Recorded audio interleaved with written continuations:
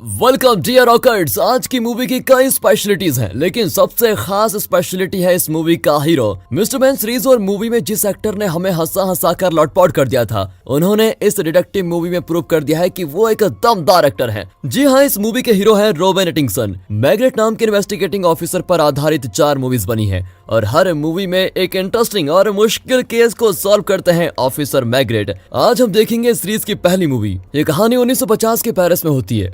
Monte नाम के street पर लगातार कई औरतों का कत्ल हो रहा है। ये कत्ल कौन कर रहा है और उसका मकसद क्या है, इस बारे में पुलिस को तिनके जितना क्लू भी नहीं मिलता। और तब वे मैग्रेट की मदद लेते हैं, जो बहुत बारीकी से इस केस को इन्वेस्टिगेट करता है और कातिल का पता लगाता है। इस कहानी को बहुत ही इंटरेस्टिंग तरीके से दिखाया गया है इस edge of the seat movie में, जिसका नाम है Maigret sets a trap. Movie की शुरुआत में 1950 के पेरिस को दिखाते हैं। पूरे शहर में डर फैला हुआ है क्योंकि मोंटे स्ट्रीट पर कई औरतों का बड़ी बेरहमी से कत्ल हो रहा है। न्यूज़पेपर सिर्फ एक बात छाप रहा है कि इस शहर में हो क्या रहा है, क्या पुलिस डिपार्टमेंट सो रही है। तभी एक पुलिस स्टेशन को दिखाते हैं जहां हमारा hero Maigret senior investigating officer है। वो गहरी सोच में होता है कि इन कत्लों के पीछे की वजह क्या हो सकती है। क्या कातिल एक साइको है? सारे कत्ल एक जैसे हुए हैं, लेकिन विक्टिम्स के बीच कुछ भी कॉमन नहीं है। सीन कट करके एक फैमिली को दिखाते हैं। एक औरत अपने कई बच्चों की देखभाल कर रही होती है। तब उसका पति घर आता है। फिर वो औरत बच्चों को पति के पास छोड़कर अपने छोटे बच्चे के लिए मेडिसिन लेने चली जाती है।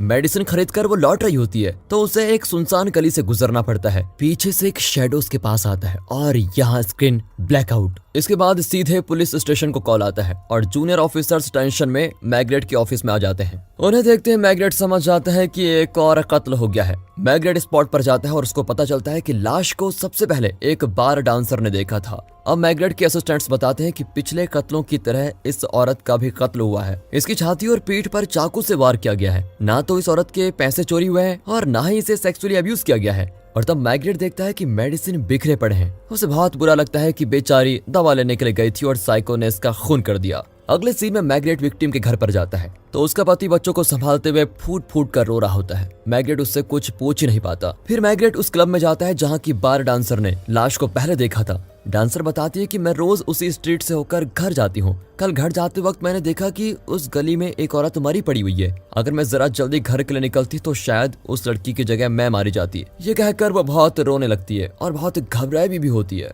मैग्रेट को उसका डर समझ में आता है और वो उसे कुछ पैसे देकर कहता है कि टैक्सी में सेफ घर पहुंच जाना, ओके। लेकिन वो कहती है कि आज तो आप टैक्सी के पैसे दे रहे हैं, लेकिन रोज मुझ जैसी पता नहीं कितनी औरतों को उस गली से गुजरना पड़ता है। उन सब की सेफ्टी के लिए आप क्या करने वाले हैं? जल्दी से जल्दी उस कातिल को पकड़ लीजिए प्लीज।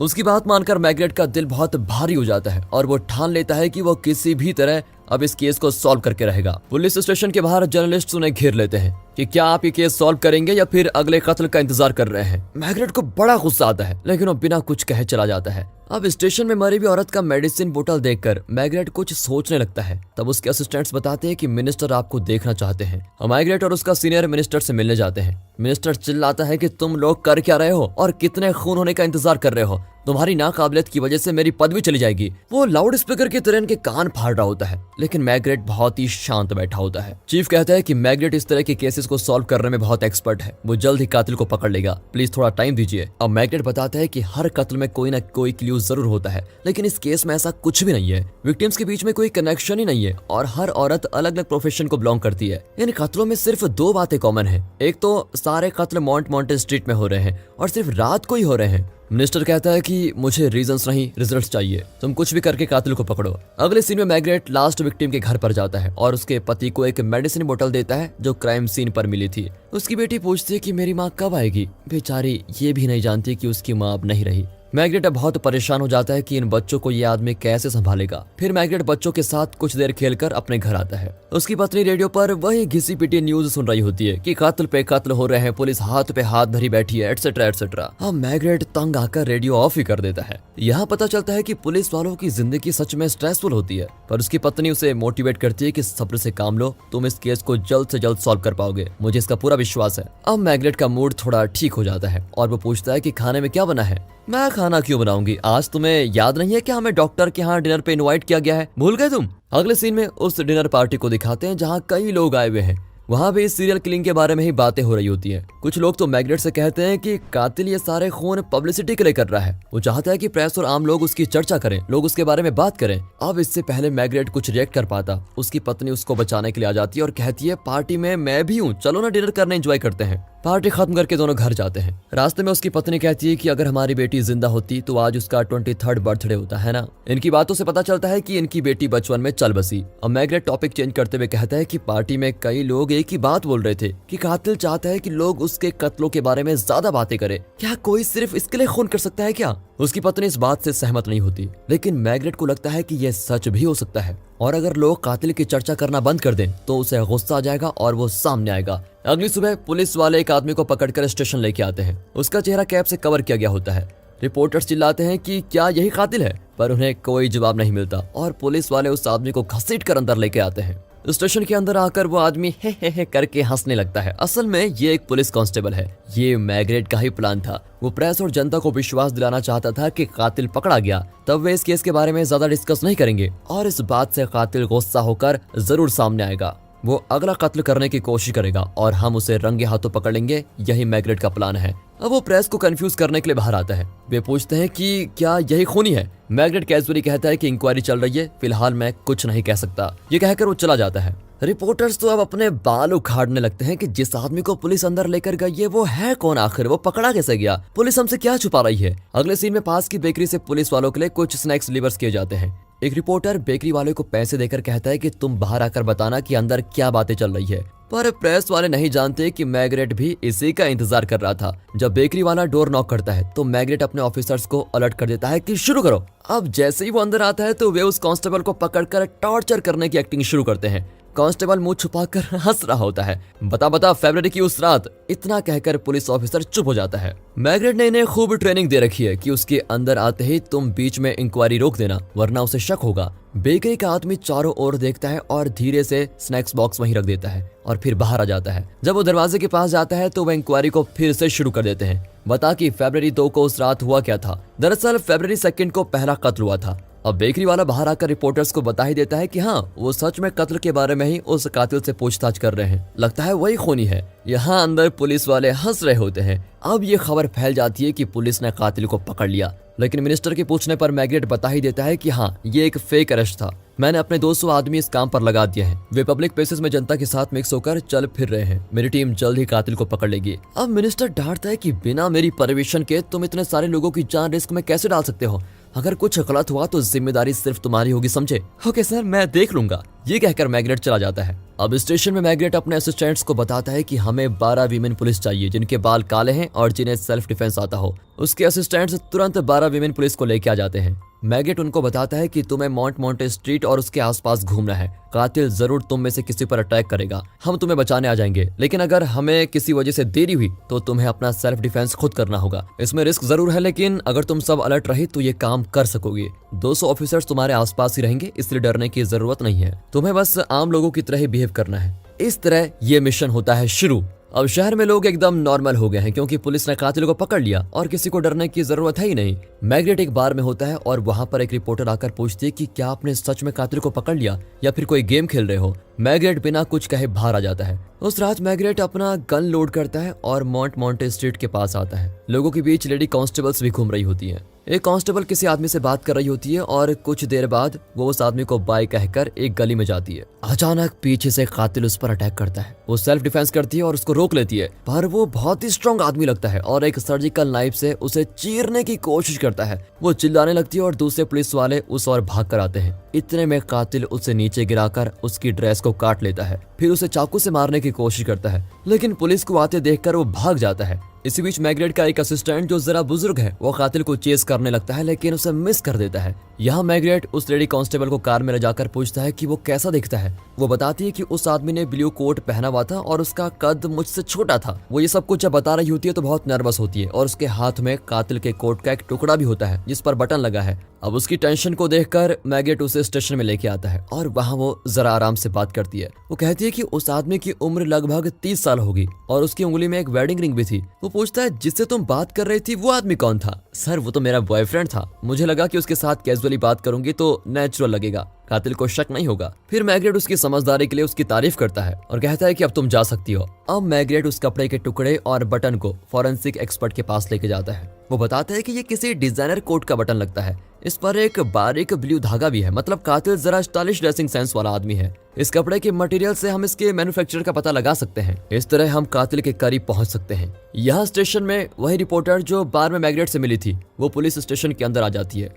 पुलिस वाले उसे बाहर भेज देते हैं, लेकिन वो उस लेडी कांस्टेबल को देख लेती है जिस पर अटैक हुआ था। वो जान जाती है कि मैग्रेट कोई गेम खेल रहा है। वो सब कुछ गैस करके अपने पेपर में छपवा देती है। अगले दिन न्यूज़पेपर पढ़कर मैग्रेट की पत्नी जरा नाराज होकर पूछती है कि आप एक औरत को इस तरह कैसे यूज कर सकते हो, अगर उसे कुछ हो जाता तो? मैग्रेट गुस्से में कहता है कि दोष निकालना तो सब जानते हैं, लेकिन मैं और मेरी टीम कितना रिस्क ले रही है ये कोई नहीं समझ सकता। न्यूज पढ़कर मिनिस्टर पुलिस चीफ से कहता है कि अब बहुत हो चुका है, तुम मैग्रेट को इस केस से हटा दो और एक नया इन्वेस्टिगेटर अपॉइंट करो। लेकिन पुलिस चीफ मैग्रेट को ही सपोर्ट करता है और थोड़ा टाइम मांगता है। अब मिनिस्टर तो जिद पकड़ लेता है कि तुम उसे हटाते हो या मैं तुम्हें चीफ की पोजीशन से हटा दूं। दूसरी ओर मैग्रेट के असिस्टेंट्स उसे बताते हैं कि हमने उस बटन के मैन्युफैक्चरर का पता लगा लिया है। उन्होंने इस तरह के बटन्स को डायरेक्टली टेलर्स को बेचा है। पेरिस में तो उन्होंने 28 टेलर्स को बटन्स बेचे हैं। उनमें से हमने 10 लोगों की लिस्ट बनाई है जो इस तरह का ब्लू थ्रेड यूज करते हैं। हम दोनों 5-5 टेलर से मिलेंगे और कल सुबह तक आपको रिपोर्ट दे देंगे sir. Very good job, very good boys. ये कहकर मैग्रेट कॉल काट देता है।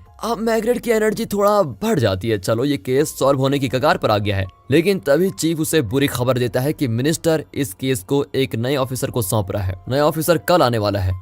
अब मैग्रेट के पास यानी कि एक दिन का टाइम है। वहाँ मैग्रेट के असिस्टेंट्स उन 10 टेलर से मिलते हैं। एक टेलर अपने कस्टमर के बारे में बताता है जिसकी उम्र, कद, ड्रेस करने का तरीका बिल्कुल उससे मैच कर जाता है। लेडी कांस्टेबल और फॉरेंसिक एक्सपर्ट ने यही सब बताया था। वो उस कस्टमर के एड्रेस को लेता है और मैग्रेट को इन्फॉर्म करता है। फिर मैग्रेट और उसका असिस्टेंट अपने गन्स लोड करके उस एड्रेस पर पहुंच जाते हैं। ये मार्शल नाम के आदमी का घर है। मार्शल की पत्नी दरवाजा खोलती है और कहती है मेरे पति आराम कर रहे हैं, मैं उन्हें डिस्टर्ब नहीं कर सकती। अब मैग्रेट चारों ओर देखता है तो हर तरफ पेंटिंग्स और कलाकृतियां रखी होती है। मैग्रेट कहता है कि आप डिस्टर्ब मत कीजिए, लेकिन हम तो उन्हें जरूर डिस्टर्ब करेंगे क्योंकि हम पुलिस हैं। अब मार्शल बाहर आता है और स्टाइलिश तरीके से पूछता है कि बताइए जेंटलमैन, मैं आपकी क्या मदद कर सकता हूँ? मैग्रेट पूछता है कि आपने हाल ही में एक नया कोट पहना था, मुझे वो कोट देखना है। वो तुरंत एक कोट लेकर बाहर आता है, लेकिन वो तो कोई दूसरा ही कोट है जो पुलिस के सैंपल से मैच नहीं करता है। अब मैग्रेट उसका वार्डरोब देखना चाहता है और वो भी तुरंत अपना वार्डरोब खोलकर दिखा देता है। असिस्टेंट अपने सैंपल को यूज करके सारे कोट्स के साथ मैच करके देखता है, लेकिन एक भी मैच नहीं होता। अब मैग्रेट अपना सैंपल दिखाकर पूछता है क्या इस तरह का मटेरियल का कोट तुम्हारे पास है? मार्शल मान लेता है कि हाँ मेरे पास इस मटेरियल का कोट है। अच्छा हुआ बेटा तू मान गया, अगर तूने इनकार किया होता तो तेरी खैर नहीं। इस तरह मन में सोचकर मैग्रेट पूछता है कि हाँ दिखाइए जरा वो कोट कहाँ है। तो मार्शल भाई साहब कहते हैं कि सर उस कोट पर गलती से मेरे दोस्त का सिगरेट लग गया था और वो जल गया, इसलिए मैंने वो कोट एक भिखारी को दे दिया। वो पूछता है कि तुमने ये पुण्य का काम कब किया बेटा?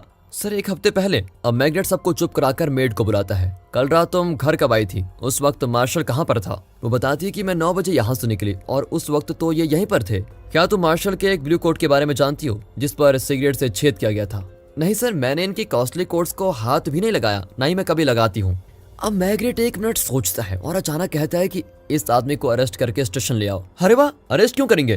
वो कहता है कि 2 ऑफिसर्स तुम्हारे घर पर आकर तुमसे इतने सवाल जवाब कर रहे हैं, लेकिन तुमने एक बार भी नहीं पूछा कि यहाँ हुआ क्या है। हमने कोट मांगा, तुमने कोट लाकर दे दिया। वार्डरोब देखना चाहते थे तो तुमने तुरंत खोलकर दिखा दिया। हमारे सारे सवालों का जवाब एकदम रेडीमेड रखा था क्या तुमने? हमें पागल समझा हुआ है क्या? हम दृश्यम 2 भी देख चुके हैं, समझे? नाटक बंद करो और चलो थाने। इस तरह उसी की बातों में उसे ट्रैप करके मैग्रेट उसे स्टेशन लेके आता है। हमेशा की तरह रिपोर्टर्स इस बार भी चिढ़ाते हैं कि ये किस स्टेशन का कांस्टेबल है, पर इस बार मैग्रेट उन्हें मार्शल का नाम बताकर उसे अंदर लेके आता है। डॉक्टर्स मार्शल को चेक कर रहे होते हैं और उसका फोटो भी लिया जाता है। एक असिस्टेंट पूछता है कि क्या आप श्योर हैं कि यही कातिल है? मैं 100% श्योर हूँ और तुम लोग उस भिखारी को ढूंढो जिसे इसने अपना कोट दिया है, लेकिन मुझे नहीं लगता कि ऐसा कोई भिखारी है, ये जरूर झूठ बोल रहा है। अब वे मार्शल की पत्नी से पूछते हैं तो वो बताती है कि मार्शल एक आर्टिस्ट है, लेकिन इतना अच्छा और फेमस आर्टिस्ट भी नहीं है। ना ही वो इतना कमाता है कि एक शानदार घर, नौकर चाकर, कॉस्टली वार्डरोब, कोट वगैरह खरीद सके। दरअसल ये धन दौलत उसकी पत्नी की है और मार्शल अपनी पत्नी के पैसों से इतना शानदार लाइफ जी रहा है। यहाँ मार्शल बताता है कि वो इस सिटी को बिलोंग नहीं करता और उसके पिता बहुत पहले ही मर गए थे। मेरी माँ इसी सिटी में रहती थी। अब मैग्रेट और उसका बुजुर्ग असिस्टेंट मार्शल की माँ से मिलने जाते हैं। असिस्टेंट बताता है कि जिसे मैंने उस रात चेज किया था उसका स्ट्रक्चर और मार्शल का स्ट्रक्चर सेम लगता है। यहाँ मार्शल की माँ अजीब तरह से बैठी होती है और पूछती है कि कौन हो तुम लोग और यहाँ क्या कर रहे हो। एक्चुअली हम पुलिस वाले हैं और मॉन्टे स्ट्रीट में हो रहे सीरियल किलिंग के लिए यहाँ पर आए हैं। आपके बेटे को हमने अरेस्ट भी कर लिया। वो एकदम भड़क जाती है, अपने बेटे का फोटो दिखाकर कहती है कि क्या इस मासूम ने खून किया है? आपकी हिम्मत कैसे भी उसे अरेस्ट करने की? मैं अभी उसको रिहा करवाती हूँ। इस तरह चिल्लाकर वो उनके साथ स्टेशन आ जाती है। मैग्रेट मार्शल की माँ से मिलने इसीलिए गया था क्योंकि उसे शक था कि शायद मार्शल एक साइको है और उसे अपनी माँ और पत्नी से इतनी नफरत है कि वह दूसरी औरतों का कत्ल कर रहा है। मैग्रेट को लगा कि उसकी माँ से मिलकर उसके बैकग्राउंड का पता लग सकता है। मार्शल की माँ रिपोर्टर्स को धक्का देकर अंदर आती है और अपने बेटे को गले लगा लेती है। मैं इन लोगों को नहीं छोड़ूंगी, शहर के बड़े से बड़े लॉयर को मैं हायर करूंगी और अपना घर बेचकर भी मैं तुम्हें रिहा करवाऊंगी बेटा। इस तरह वो बहुत ही इमोशनली बोलने लगती है। मार्शल चिल्लाता है कि थोड़ी देर अपना मुंह बंद रखो। फिर वो कुछ देर के लिए चुप हो जाती है, लेकिन फिर से शुरू हो जाती है कि तुम्हारी प्यारी बीवी अब तक नहीं आई। वो सर झुकाकर चुपचाप बैठा रहता है। अब पुलिस वाले सवाल करते हैं तो वो कहती है, मैं और मेरा बेटा तुम्हारे किसी भी सवाल का जवाब नहीं देंगे। मैं जाकर सबसे नामी लॉयर को लाऊंगी और तुम सबको सस्पेंड करवाऊंगी। मैग्रेट को उसकी बातों से पता चलता है कि मार्शल की माँ उसकी पत्नी को पसंद नहीं करती है। अगले सीन में उस लेडी कांस्टेबल को क्राइम स्पॉट पर बुलाते हैं जहाँ कातिल ने उस पर अटैक किया था। वहाँ 4 सस्पेक्ट्स को खड़ा करके पूछा जाता है कि क्या इनमें से कोई उस अटैकर से मिलता जुलता है। वो मार्शल के पास जाकर कहती है कि मुझे तो यही लग रहा है, लेकिन मैं श्योर नहीं हूँ। फिर उनका साइड प्रोफाइल दिखाया जाता है, लेकिन तब भी कांस्टेबल 100% श्योर नहीं होती कि वो आदमी मार्शल ही था। अब मैग्रेट बड़ी दुविधा में पड़ गया है क्योंकि उसे कोई सॉलिड एविडेंस नहीं मिल रहा है। अगले दिन नया इन्वेस्टिगेटिंग ऑफिसर आ ही जाता है। पुलिस चीफ उसे मैग्रेट से इंट्रोड्यूस करवाना चाहता है ताकि नया ऑफिसर केस का चार्ज ले सके, लेकिन मैग्रेट वहाँ होता ही नहीं। इतने में एक असिस्टेंट दूसरे से कहता है कि मार्शल ने जिस भिखारी को अपना कोट दिया था मैंने उसे ढूंढ लिया है। मैंने उसका कोट भी चेक कर लिया है। उस कोट पर सिगरेट से किया हुआ होल भी है और उसमें एक भी बटन मिसिंग नहीं है। वो फटता हुआ भी नहीं है। तो क्या मार्शल कातिल नहीं है? क्या मैग्रेट गलत आदमी को पकड़ के लेके आ गए हैं? और तब दिखाते हैं कि मैग्रेट लॉकअप में मार्शल से उसकी माँ के बारे में पूछ रहा है। मैं आपको कुछ नहीं बताऊंगा, मेरी माँ कुछ ही देर में एक बड़े लॉयर को लेके आएगी और तुम सबको बुरी तरह फंसाएगी। मैग्रेट कहता है कि उसका चांस ही नहीं है। फिर मैग्रेट बताने लगता है कि अब तक उसने इस केस में क्या क्या पता लगाया है। तुम्हारी माँ अमीर थी, लेकिन अभी उसके पास इतने पैसे नहीं है कि वो एक बड़े लॉयर को हायर कर सके। और रही तुम्हारी बात, तुम खुद को एक आर्टिस्ट मानते हो, लेकिन तुमने आज तक ढंग का एक भी आर्ट नहीं बनाया। तुम खुद अपनी पत्नी के पैसों से बड़े ठाठ से जी रहे थे, लेकिन अब तुम्हारी पत्नी के पास भी पैसे नहीं है, इसलिए बड़े लॉयर के सपने देखना तो छोड़ दो और मेरे सवालों का जवाब ठीक ठीक दो। और तब उसके असिस्टेंट्स भिखारी वाला कोट लाकर दिखाते हैं जिसमें सिगरेट का होल होता है। ये कोट सच में भिखारी के पास था। ये सुनकर मैग्रेट जली हुई जगह को ध्यान से देखता है और फॉरेंसिक एक्सपर्ट को बुला भेजता है। असिस्टेंट्स बताते हैं कि वो नया ऑफिसर आ गया है, फिलहाल तो मैं उसके सामने नहीं जाऊंगा, फिर देखता हूँ वो चार्ज कैसे लेता है। उससे मिलने से पहले मुझे ये केस कैसे भी करके सॉल्व करना होगा। ये कहकर मैग्रेट अपने असिस्टेंट्स के साथ मार्शल के घर जाता है क्योंकि बिना एविडेंस के वो मार्शल पर केस नहीं कर सकता। उन्हें एक सर्जिकल नाइफ मिलता है जिसे पेंटिंग्स में कर्व करने के लिए यूज करते हैं। वे उसे उठाकर रख लेते हैं और सीधे पुलिस स्टेशन लेके जाते हैं। चीफ डांटता है कि तुम कहाँ गायब हो गए थे। यह है नया इन्वेस्टिगेटिंग ऑफिसर मिस्टर सर, एक मिनट। इस तरह चीफ को टोककर मैग्रेट कहता है कि मार्शल ही कातिल है और मुझे सॉलिड एविडेंस मिल चुका है। इस सर्जिकल नाइफ से उसने कत्ल किए हैं और मार्शल अपने झूठ की वजह से फंसा हुआ है। उसने कहा था कि 1 हफ्ते पहले उसके कोट पर सिगरेट से छेद हुआ था और उसने भिखारी को कोट दे दिया, लेकिन ये छेद कल किया गया है। इससे साफ प्रूव होता है कि वही कातिल है। वो झूठ बोल रहा है। अब चीफ भी खुश होता है और कहता है कि मार्शल पर चार्ज शीट फाइल कर दो। मैग्रेट और उसके असिस्टेंट्स भी बहुत खुश होते हैं कि आखिर ये केस सॉल्व हो गया। हमें भी लगता है कि इन्वेस्टिगेटर हो तो ऐसा हो, कितना शानदार क्लाइमेक्स था। लेकिन नहीं, पिक्चर अभी बाकी है और यहाँ आता है कहानी में ट्विस्ट। मैग्रेट अपने घर में चैन की नींद सो रहा होता है और तब उसके असिस्टेंट्स कॉल करके बताते हैं कि मॉन्टे स्ट्रीट में उसी स्टाइल में एक और खून हो गया है। अब मैग्रेट को टेंशन होने लगती है कि कैसे हो गया ये। वो तुरंत स्पॉट पर जाता है। वहाँ एक टीनेज गर्ल की लाश पड़ी होती है। ये 6th केस है और उस लड़की के शरीर पर 6 बार चाकू से वार किया गया है, लेकिन एक डिफरेंस है। पिछले 5 कत्लों में छाती और पीठ पर चाकू मारकर खून किया गया था, मगर इस कत्ल में सिर्फ लड़की की छाती और गर्दन पर वार किया गया है। और ये खून भी सर्जिकल नाइफ से किया गया है। अब सबको विश्वास हो जाता है कि मैग्रेट ने जिस आदमी पर चार्जशीट फाइल की है वो कातिल नहीं हो सकता, क्योंकि वो तो लॉकअप में है, फिर वो खून कैसे कर सकता है। लेकिन मैग्रेट गहरी सोच में पड़ जाता है। अगली सुबह मैग्रेट मार्शल की वाइफ को स्टेशन लेके आता है। वहाँ मार्शल की माँ भी होती है। पुलिस वाले सोचते हैं कि मैग्रेट कर क्या रहा है। वो दोनों औरतों को एक कमरे में लॉक करके मार्शल से मिलता है। जरूर मैग्रेट ने कोई सॉलिड प्लान बनाया होगा। अब वो मार्शल की पूरी हिस्ट्री बताता है। दरअसल बचपन में ही मार्शल अपने पिता को खो चुका था और उसकी माँ ने उसे पाला है। उसकी माँ उसे हमेशा प्रोटेक्ट करने की कोशिश करती रही और ऐसा करते करते वो मार्शल को उसकी मर्जी का कुछ नहीं करने देती थी। हमेशा उस पर अपना कंट्रोल रखना चाहती थी। मार्शल को घुटन महसूस होती थी क्योंकि उसकी माँ उसे अपनी तरह बनाने की कोशिश करती रहती थी। इसलिए उसे अपनी माँ से सख्त नफरत होने लगी। उसे लगा कि शादी के बाद वो इंडिपेंडेंट रह सकेगा, लेकिन उसकी माँ ने अपनी पसंद की एक लड़की से उसकी शादी करवा दी। इसके बाद वो अपनी बहू को भी कंट्रोल करने लगी। इससे मार्शल मेंटली बहुत स्ट्रेस्ड हो गया और अपनी माँ से छुटकारा पाने के लिए वो अपनी पत्नी के साथ दूसरे घर में रहने लगा। उसके बाद वो अपनी माँ से मिलने कभी नहीं जाता था। उसे लगा कि अब वो अपनी मर्जी से रह पाएगा, पर धीरे धीरे उसकी पत्नी भी वही करने लगी जो मार्शल की माँ करती थी। मार्शल को प्रोटेक्ट करने के नाम पर वो मार्शल को उसकी मर्जी का कुछ भी नहीं करने देती थी। मार्शल ने जिस कोट को पहनकर कत्ल किया था वो भी उसकी पत्नी की पसंद का ही कोट था। वो अपनी मर्जी का कोट भी नहीं पहन सकता था, ना ही ले सकता था। वो इस मेंटल टॉर्चर को सह नहीं सका और किसी पर अपना आक्रोश निकालना चाहता था। इसलिए वो अपनी माँ और पत्नी जैसे दिखने वाली औरत को सिलेक्ट किया करता था और रात के अंधेरे में उनका खून किया करता था। मैग्रेट ये सब कुछ मार्शल को ही बता रहा होता है। मार्शल रोने लगता है क्योंकि यही सच है। और तब मैग्रेट एक और बात बताता है कि तुम्हारी माँ और पत्नी दोनों वाकई तुम्हें प्रोटेक्ट करना चाहती हैं, इसलिए उनमें से किसी एक ने कल रात उसी स्पॉट पर एक लड़की का खून किया है। अगर ये प्रूव हो गया कि तुम कातिल नहीं हो तो तुम रिहा हो जाओगे, लेकिन उसके बाद तुम्हारी पत्नी और माँ फिर तुम्हें अपने कंट्रोल में रखने की कोशिश करेंगी। ये सुनकर अब मार्शल को बहुत गुस्सा आ जाता है और तब उसकी माँ और पत्नी वहां पर आती है। उसकी पत्नी कहती है कि कल रात भी खून हुआ है, मतलब मेरे पति निर्दोष हैं। मार्शल की माँ कहती है कि अब तो समझ गए ना कि मेरे बेटा खूनी नहीं है, फिर उसे छोड़ते क्यों नहीं। और तब मार्शल उन पर चिल्लाता है कि सारी मुसीबत की जड़ तुम दोनों हो। मैं तुम दोनों से सख्त नफरत करता हूँ, इसलिए मैंने उन औरतों का खून किया था। इस तरह वो सबके सामने अपना जुर्म कबूल कर लेता है। दूसरे ऑफिसर्स दंग रह जाते हैं कि मैग्रेट ने इतना सब कुछ कैसे पता लगा लिया। और तब मैग्रेट पूछता है कि मार्शल ने 5 खून किए हैं, लेकिन कल रात का कत्ल आप दोनों में से किसने किया है। तब माँ रोती हुई कहती है कि मैंने अपने बच्चे को बचाने के लिए खून किया है। जब आप और मैं यही सोच रहे हैं कि चलो आखिर ये केस भी सॉल्व हो गया, तभी अचानक मैग्रेट मार्शल की माँ से पूछता है कि तुमने जिस लड़की का खून किया था उसकी ड्रेस का कलर क्या था। अब मार्शल की माँ बस देखती रह जाती है क्योंकि वो नहीं जानती। इतने में मार्शल की पत्नी कहती है कि उस लड़की ने ब्लू कलर ड्रेस पहना हुआ था, यानी कि छठा कत्ल उसने किया था। वो मार्शल के पास आकर कहती है कि मैं तुमसे बहुत प्यार करती हूँ और तुम्हें बचाना चाहती हूँ, मैं तुम्हें प्रोटेक्ट करना चाहती हूँ, इसलिए मैंने ऐसा किया। एक्चुअली मार्शल को तो खुश होना चाहिए, उसकी पत्नी ने उसको बचाने के लिए सब किया, लेकिन उसे लगता है कि अगर वो इस केस में बच भी गया तो उसकी पत्नी उसे चैन से जीने नहीं देगी, प्रोटेक्ट करने के नाम पर उसे मेंटली टॉर्चर करेगी। इसलिए वो रोता हुआ कहता है कि आई हेट यू।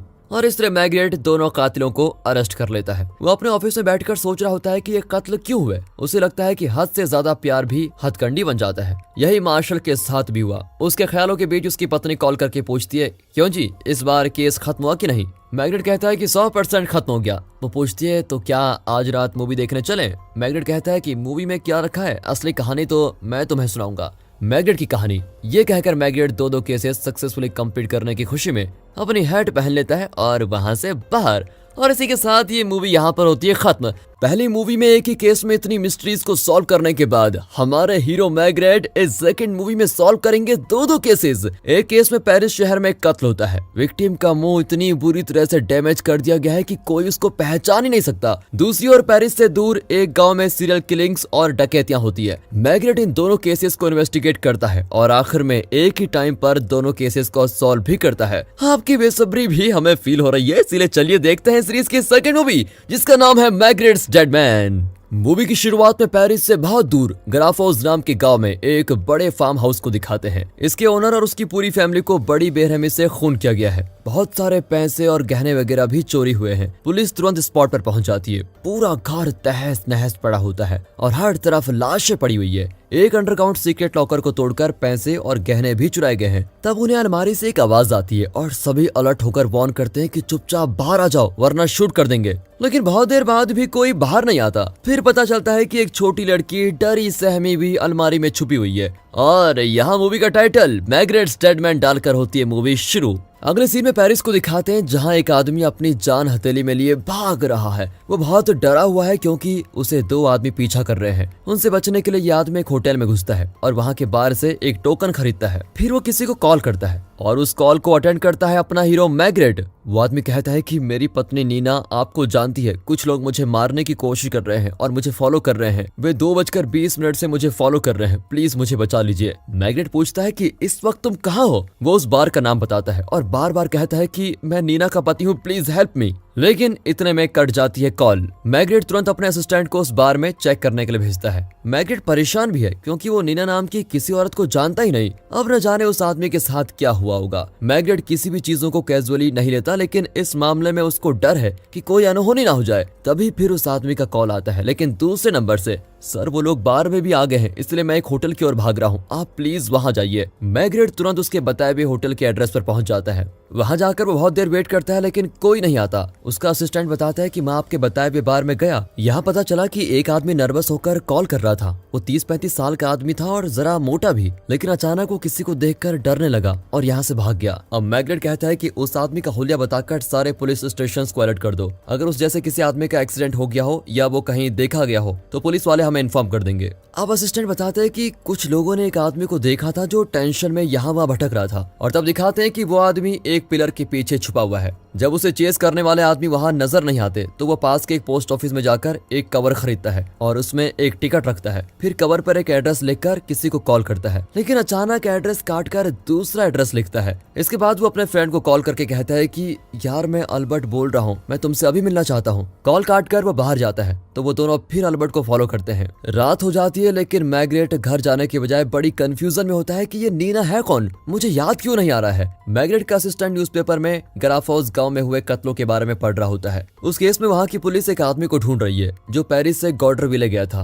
लेकिन वो सीधे जाने के बजाय ग्राफोस से होकर गया। मैग्रेट के असिस्टेंट डिस्कस करते हैं कि पेरिस से गॉर्डरविले 2 घंटे का रास्ता है, फिर कोई ग्राफोस से होकर इतना घुमावदार रास्ता क्यों लेगा। पर मैग्रेट के माइंड में अभी भी उस आदमी की आवाज गूंज रही होती है जिसने फोन पर मदद मांगी थी। और तब उन्हें एक कॉल आता है और हमें दिखाते हैं कि एक आदमी को बुरी तरह पीटकर बीच सड़क पर डाल दिया गया है। मैग्रेट और उसके असिस्टेंट्स स्पॉट पर पहुंच जाते हैं और देखते हैं कि उस आदमी का चेहरा पहचानने लायक ही नहीं है, इतनी बुरी तरह उसे घायल किया गया है। अब एक आई विटनेस बताता है कि एक क्रीम एंड ब्लू कलर की कार में इस आदमी को यहाँ पर लाया गया था और इसे यहाँ फेंक कर वो तुरंत चले गए। उस कार का नंबर 75 से एंड होता है, लेकिन वो इसी शहर की कार लग रही थी। मैग्रेट का असिस्टेंट बताता है कि मुझे तो ये गैंग वॉर लगती है, यहाँ के गैंग्स आपस में लड़ते रहते हैं और अक्सर एक दूसरे को इसी तरह मार डालते हैं। मैग्रेट कुछ सोचता है और अपना शू उतारकर लाश को पहनाता है। जब लाश को वहां से लेके जाते हैं तो मैग्रेट भी अंदर बैठ जाता है। उसके असिस्टेंट्स हैरान हो जाते हैं कि मैग्रेट इस केस में इतना इमोशनल क्यों हो रहा है।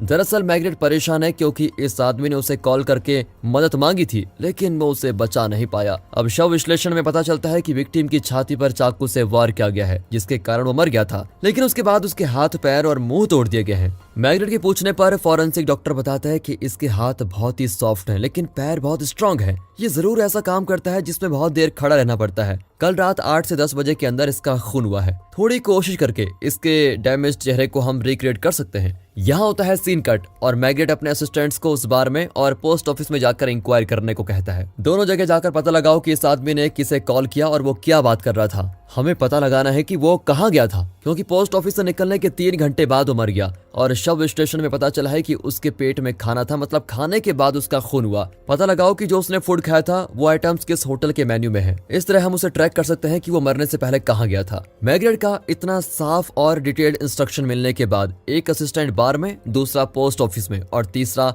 होटल्स में चेक करने के लिए निकल जाता है। चौथा असिस्टेंट पता लगाने जाता है कि किसी का क्रीम एंड ब्लू कलर का कार चोरी हुआ है या नहीं। इस तरह चारों दिशाओं में इस केस की इन्वेस्टिगेशन होती है शुरू। पोस्ट ऑफिस में पता चलता है कि विक्टिम का कवर उसके डेस्टिनेशन एड्रेस पर पहुंच चुका है, लेकिन उसके बारे में किसी को कुछ नहीं पता। क्रीम एंड ब्लू कलर का ओनर बताता है कि 15 दिन पहले मेरी कार चोरी हो गई थी, मतलब खूनी ने उसका नंबर प्लेट भी चेंज किया होगा। मैग्रेट जो बारीक से बारीक डिटेल्स को बड़े ध्यान से जांचता है, वो विक्टिम की ड्रेस एक पुतले को पहना देता है और अपने असिस्टेंट से पूछता है कि तुम घर जाते ही क्या करते हो। सर मैं तो अंदर जाते ही अपनी वाइफ को किस करता हूँ।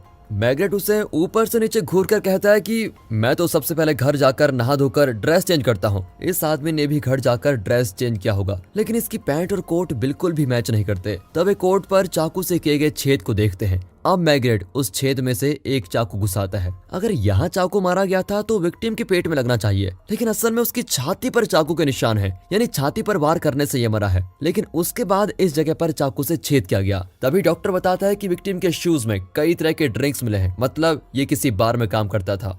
अब मैग्रेट उस बार में जाता है जहाँ से विक्टिम्स ने अपना पहला कॉल किया था। मैग्रेट वही सब कुछ बात करता है जो विक्टिम ने वहां पर किया होगा। इस तरह वो उस दिन के सीन को रिक्रिएट करने की कोशिश करता है। तब उसको याद आता है कि उस दिन आदमी ने कहा था कि वो लोग मुझे 220 से चेस कर रहे हैं, तो क्या वो टाइम बता रहा था? लेकिन घबराहट में कोई इतना ठीक टाइम क्यों बताने लगा? इस तरह सोचते हुए मैग्रेट को ख्याल आता है कि ये किसी ट्रेन की टाइमिंग हो सकती है, या फिर हॉर्स रेस में भी इस तरह के शब्दों को यूज किया जाता है। अब मैग्रेट अपने असिस्टेंट्स को ट्रेन स्टेशन और रेस कोर्स में जाकर चेक करने की इंस्ट्रक्शन देता है। पता लगाओ कि दोनों जगह पर किसी ने उस आदमी को देखा है या नहीं। मैग्रेट ने बिल्कुल ठीक गैस किया था। रेस कोर्स का स्टाफ बताता है कि यह आदमी यहाँ पर अक्सर आता था, लेकिन किसी से ज्यादा घुल मिलकर बात नहीं करता था। यहाँ लोग हॉर्स रेस के बाद अपना टिकट फेंक देते थे। उन टिकट को उठाकर कुछ बच्चे खेल रहे होते हैं। इतने में मैग्रेट का चीफ उसे बुलाता है और विक्टिम की पत्नी के बारे में पूछता है। क्या तुम सच में उसकी पत्नी नीना को जानते हो? मैग्रेट ना में जवाब देता है। क्या वो लेटर तुम्हें मिला है जो उस आदमी ने पोस्ट ऑफिस से भेजा था?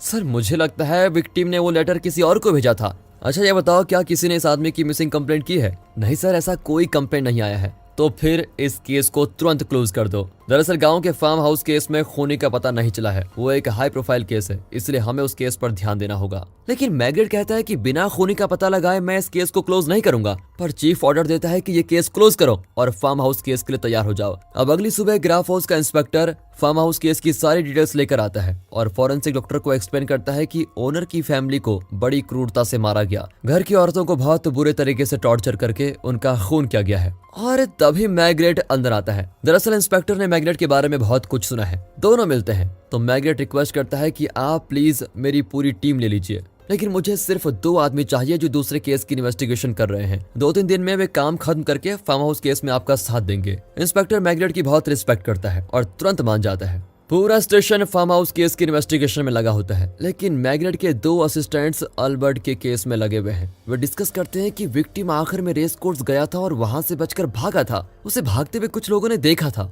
और उस cream and blue colour car को ठीक 8:10 पे एक जगह देखा गया था। ये वही जगह है जहाँ विक्टिम को सड़क पर फेंक दिया गया है, लेकिन वो कार पेरिस शहर की है ही नहीं। इनकी डिस्कशन के बीच चीफ आ जाता है और पूछता है कि ये छुप छुप कर तुम लोग क्या कर रहे हो? तुम्हारा सीनियर मैग्रेट महाशय कहाँ पर है? असिस्टेंट्स झूठ बोलते हैं कि मैग्रेट जी बीमार हैं और घर पर आराम कर रहे हैं। अब चीफ चिढ़कर मैग्रेट को कॉल करके डांटता है कि तुम उस केस को इसी वक्त छोड़ दो और कल सुबह आकर फार्म हाउस केस का चार्ज ले लो। मैग्रेट बिना कुछ कहे कॉल काट देता है और अपनी पत्नी के साथ अल्बर्ट का केस डिस्कस करने लगता है। अब उसकी पत्नी भी मैग्रेट के साथ कई साल बिताने के बाद उसी की तरह सोचने लग जाती है। वो बताती है कि विक्टिम के शूज में कई तरह के ड्रिंक्स मिले थे, राइट? और तुम्हें लगता है कि वो किसी बार में काम करता है, राइट? लेकिन ये जरूरी तो नहीं कि वो बार में ही काम करता हो, वो किसी बार का ओनर भी तो हो सकता है। वाह मेरी शेरनी, तुम ही मेरी असिस्टेंट बन जाओ।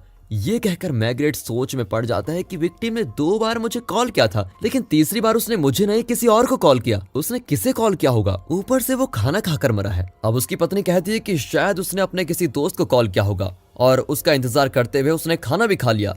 यार तुम तो सच में मुझसे आगे निकल गई। मतलब उसका फ्रेंड टाइम पर नहीं आया, शायद उसकी कार ब्रेक डाउन हो गई होगी। इस तरह अपनी थ्योरी को बिल्ड करते करते वे गैस कर ही लेते हैं कि असल में क्या हुआ था। अब मैग्रेट अपने असिस्टेंट्स को कॉल करके बताता है कि विक्टिम 8 से 10 बजे के बीच मरा है, लेकिन 8:10 पर वो क्रीम एंड ब्लू कलर की कार एक जगह रुक गई थी। इसका आई विटनेस भी है। मतलब उस कार में जो आया था वो खूनी नहीं बल्कि विक्टिम का फ्रेंड था जो विक्टिम से मिलने जा रहा था, पर रास्ते में उसकी कार ब्रेक डाउन हो गई। अब तुम उस कार की डिटेल्स प्रेस को दे सकते हो क्योंकि वो कार खूनी की नहीं है।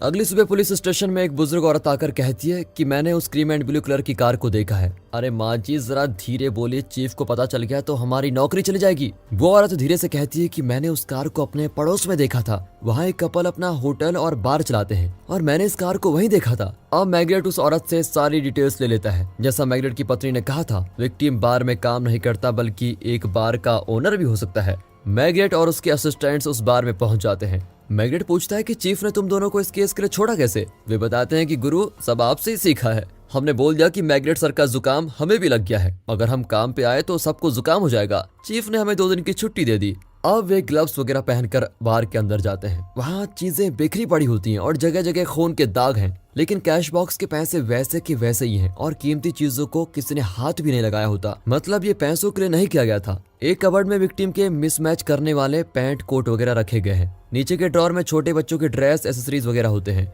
तभी असिस्टेंट विक्टिम और उसकी पत्नी का फोटो दिखाता है। सर, क्या आप इस औरत को जानते हैं? पर मैग्रेट को उसका चेहरा बिल्कुल भी याद नहीं होता। अब वे इस फोटो को न्यूज़पेपर में छापने का फैसला करते हैं, ताकि अगर अल्बर्ट ने अपने दोस्त को कॉल किया था तो न्यूज़पेपर ऐड देखकर वो मैग्रेट को कांटेक्ट जरूर करेगा। तभी फॉरेंसिक डॉक्टर आता है और वहाँ की हालत देखकर कहता है कि कोई यहाँ कुछ ढूंढने आया होगा और शायद उसको वो चीज नहीं मिली, इसलिए पूरे बार को टटोलकर चला गया। ये सुनकर मैग्रेट और उसकी टीम रात को बार में ही रुकते हैं। मैग्रेट अपनी पत्नी को इन्फॉर्म कर देता है और कहता है तुम सेफ रहना। और तभी बाहर एक आदमी इन्हें देख देख कर बहुत परेशान होता है। इसका नाम हम हैटी रखेंगे। वो बहुत गुस्से में वहां से निकलता है और एक होटल के अंदर जाता है, लेकिन जैसे ही वो एक कमरे में जाता है तो होटल का अटेंडर भागकर एक छेद से हैटी के कमरे में झांक देता है। अंदर एक औरत और 2 आदमी होते हैं। हैटी दोनों आदमियों से भिड़ जाता है और चिल्लाता है कि तुमने तो कहा था कि वो मर गया, वो तो वहाँ अपना बार और होटल चला रहा है। दरअसल ये दोनों आदमी वही हैं जो अल्बर्ट का पीछा कर रहे थे।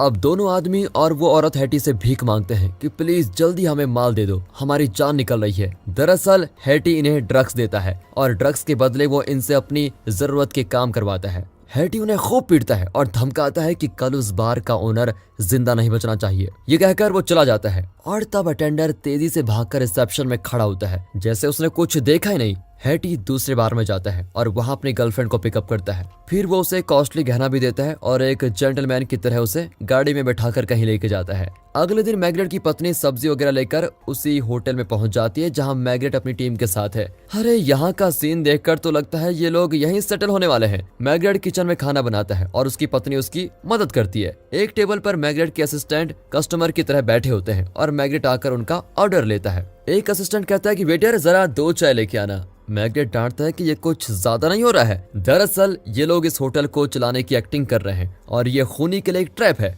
मैग्रेट को यकीन है कि होटल और बार को फिर से चलता हुआ देखकर खूनी को शक होगा और वो बार में जरूर आएगा। अब उसके असिस्टेंट्स ऑर्डर देने के बहाने मैग्रेट को अपनी इन्वेस्टिगेशन के बारे में बताते हैं। सर, विक्टिम का नाम अल्बर्ट है और उसने 18 महीने पहले ये होटल और बार सेट किया था। उससे पहले वो वेटर का काम करता था। वो अपनी पत्नी नीना से पेरिस में ही मिला था। अल्बर्ट के कुछ रिश्तेदार भी यहीं पर रहते हैं। तभी उसी होटल के 2 रेगुलर कस्टमर्स भी वहाँ पर आ जाते हैं। मैग्रेट के असिस्टेंट्स उनसे भी कुछ इन्फॉर्मेशन लेने की कोशिश करते हैं और पूछते हैं कि क्या इस होटल की ओनर नीना प्रेग्नेंट थी या उनका कोई छोटा बच्चा था। वे कहते हैं कि अल्बर्ट और नीना के कोई बच्चे नहीं हैं, लेकिन उन्हें बच्चों की बड़ी चाह थी। और तब हैटी के भेजे हुए दोनों ड्रग एडिक्ट्स वहां पहुंच जाते हैं। वे नहीं जानते कि इस होटल को अब पुलिस ऑफिसर मैग्रेट चला रहा है। एक आदमी सीधे अंदर जाकर एक ड्रिंक ऑर्डर करता है, लेकिन मैग्रेट के असिस्टेंट की गंध देखकर वो समझ जाता है कि ये लोग पुलिस वाले हैं। वो तुरंत बाहर चला जाता है। एक और मैग्रेट का एक असिस्टेंट उसे चेस करता है और दूसरी ओर मैग्रेट और दूसरा असिस्टेंट उसे कार में चेस करते हैं।